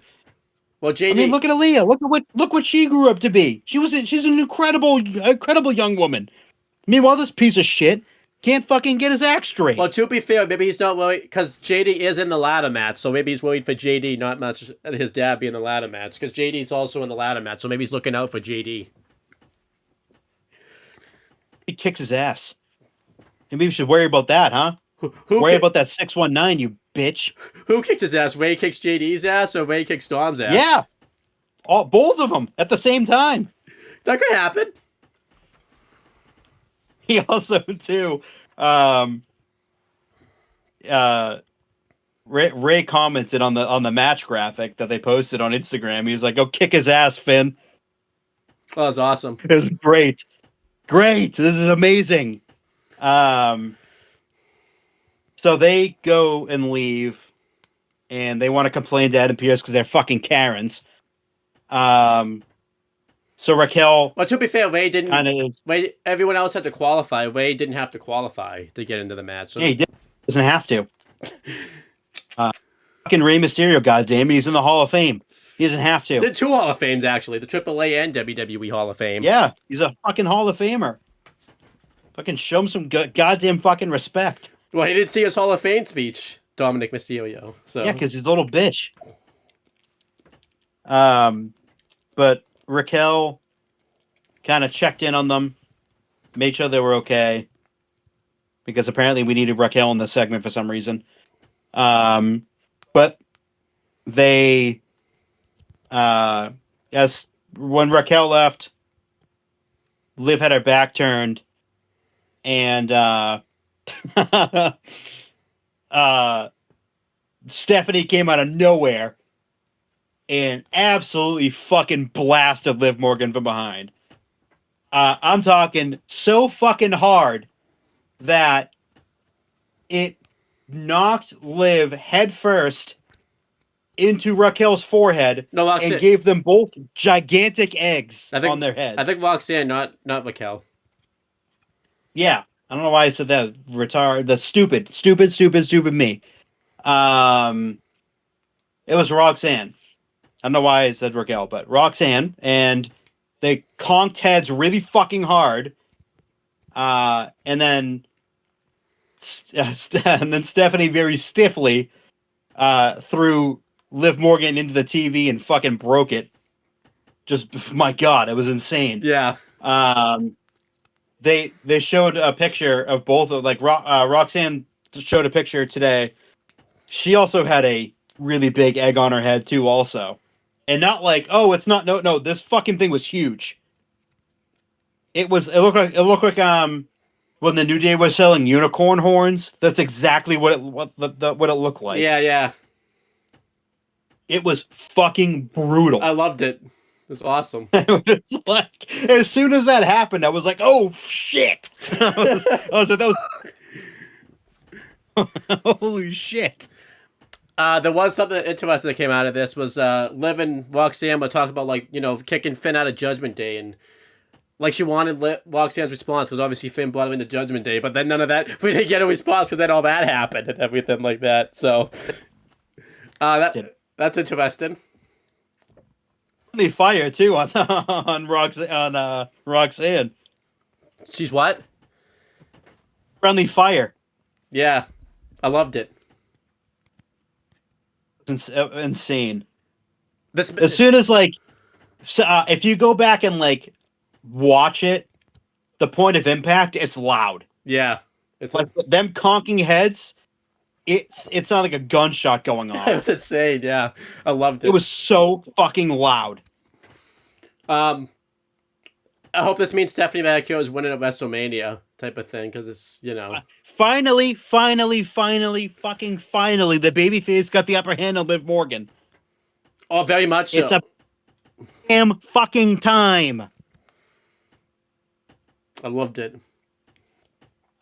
So next we have the main event segment on the show, the last part of the show. It's the contract signing between Oba Femi and Brock Lesnar.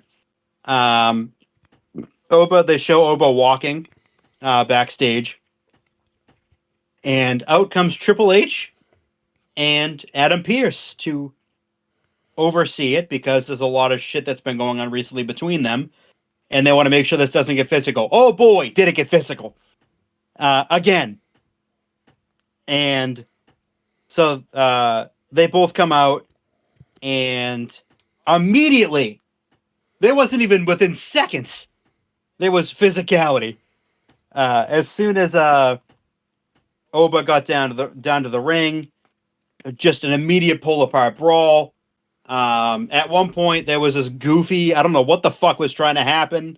I don't know if Brock was trying to overhead throw him through the table or something, but it ended up being like Oba fucking splashed him through the table.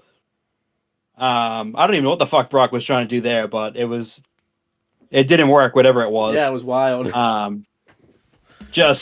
They were jumping on the piles. Both of them were trying to get at each other. Throwing chairs around. Just fucking insanity. And of course, in typical Raw Netflix fashion, no talking from the commentary, nothing. The show just fucking fades to black and cuts out mid-brawl. Don't know why they did that, because they just ended up showing more shit after the show faded to black. Just madness. Yeah. The last two segments on the show were just complete fucking utter fucking chaos. Yeah, I liked this segment. I wish like we could have seen the whole thing. Like they didn't cut to black. I know they used to do that in like WCW and stuff, but like here they don't really need to do that because they have like they're on Netflix. They can go as long as they want, and I don't know why they don't take advantage. They of that. wanted to save it. Have commentary say something. Yeah. So like, oh my god, we're running out of time. Like something like that. Not like, oh, just immediate fade to black. Yeah. Like they used to do when they were on like USA Network. But that was Raw. But yeah, I like this segment a lot. Like I said, really great stuff.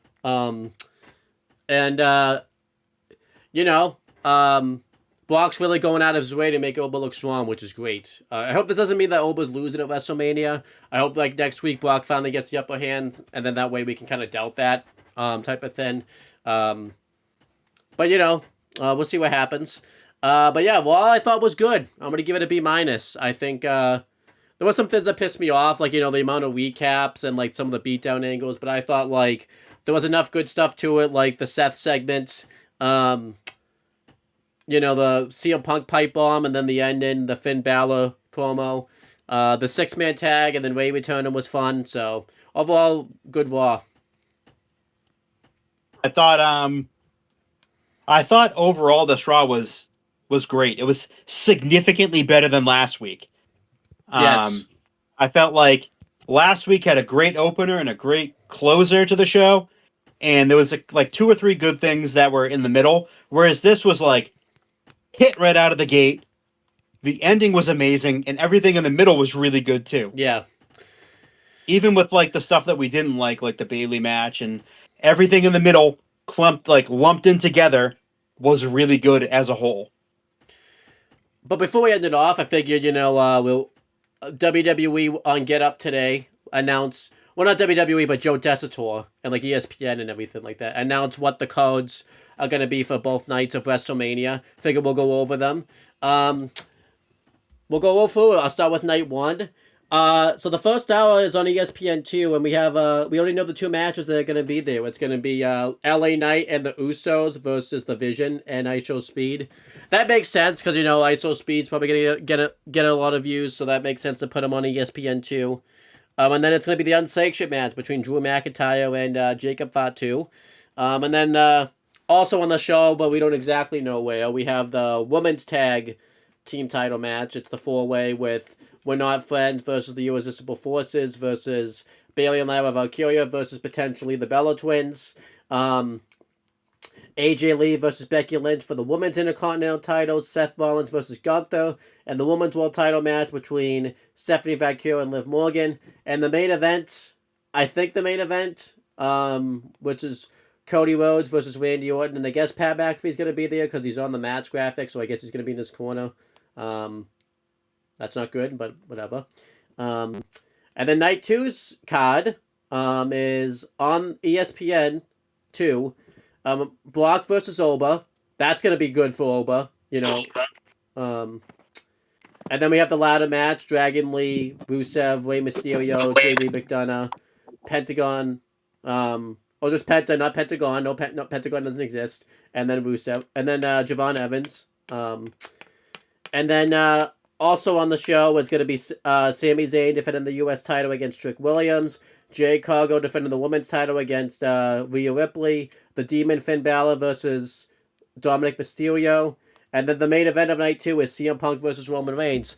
Both look like good cards. Not amazing cards or anything, but both look like good cards. I'm looking forward to them. I'm kind of shocked they threw like 3 of the women matches like on night 1, and they only have 1 for night 2. Unless they're add in like the Io Sky match, like you said, versus like Asuka or like the women's U.S. title with Tiffany Stratton and but I don't know. I feel like if they have announced the full cards, I feel like we're not going to get any more matches like added to the show. But how do you feel about huh?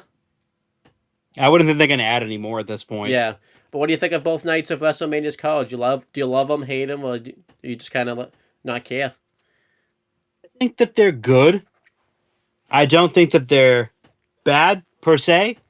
I think it's good. I think the matches like on each night are pretty good. It's very like evenly placed. I feel like Sunday is slightly better. Yeah. But yeah, overall, I think it's going to be excellent. Yeah, it'll be good. Hey, they still have time to add matches.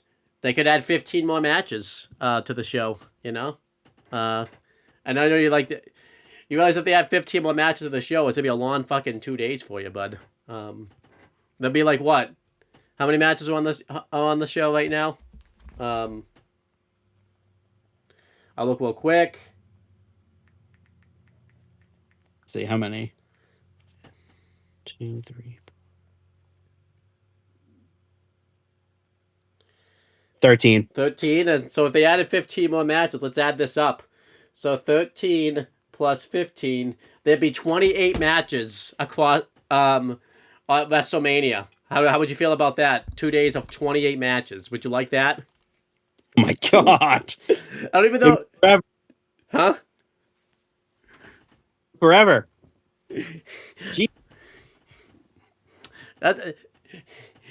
Do you even have enough of a roster to do 28 matches at WrestleMania for 2 nights? I really don't think so. You can find a way. Get Triple H out there. Get Pat McAfee out there. Get Michael Cole out there. My God. I mean, Tony Hinchcliffe still has to have his Divas title match, dude. Exactly. They haven't announced that yet. So, but yeah, you want anything else you want to say about today, or do you want to just end this off? Let's end it off. I think we've covered it. We covered pretty much everything. Do you want to plug or promote anything? I don't got shit. Check out All the Talking in the channel for all the non-wrestling videos, and check out this channel. Next week, recorded Tuesday, probably release Wednesday, we'll go into review. Not review. I almost said review WrestleMania. That wouldn't make any sense. We're gonna review WrestleMania before it even happens. Does that make sense?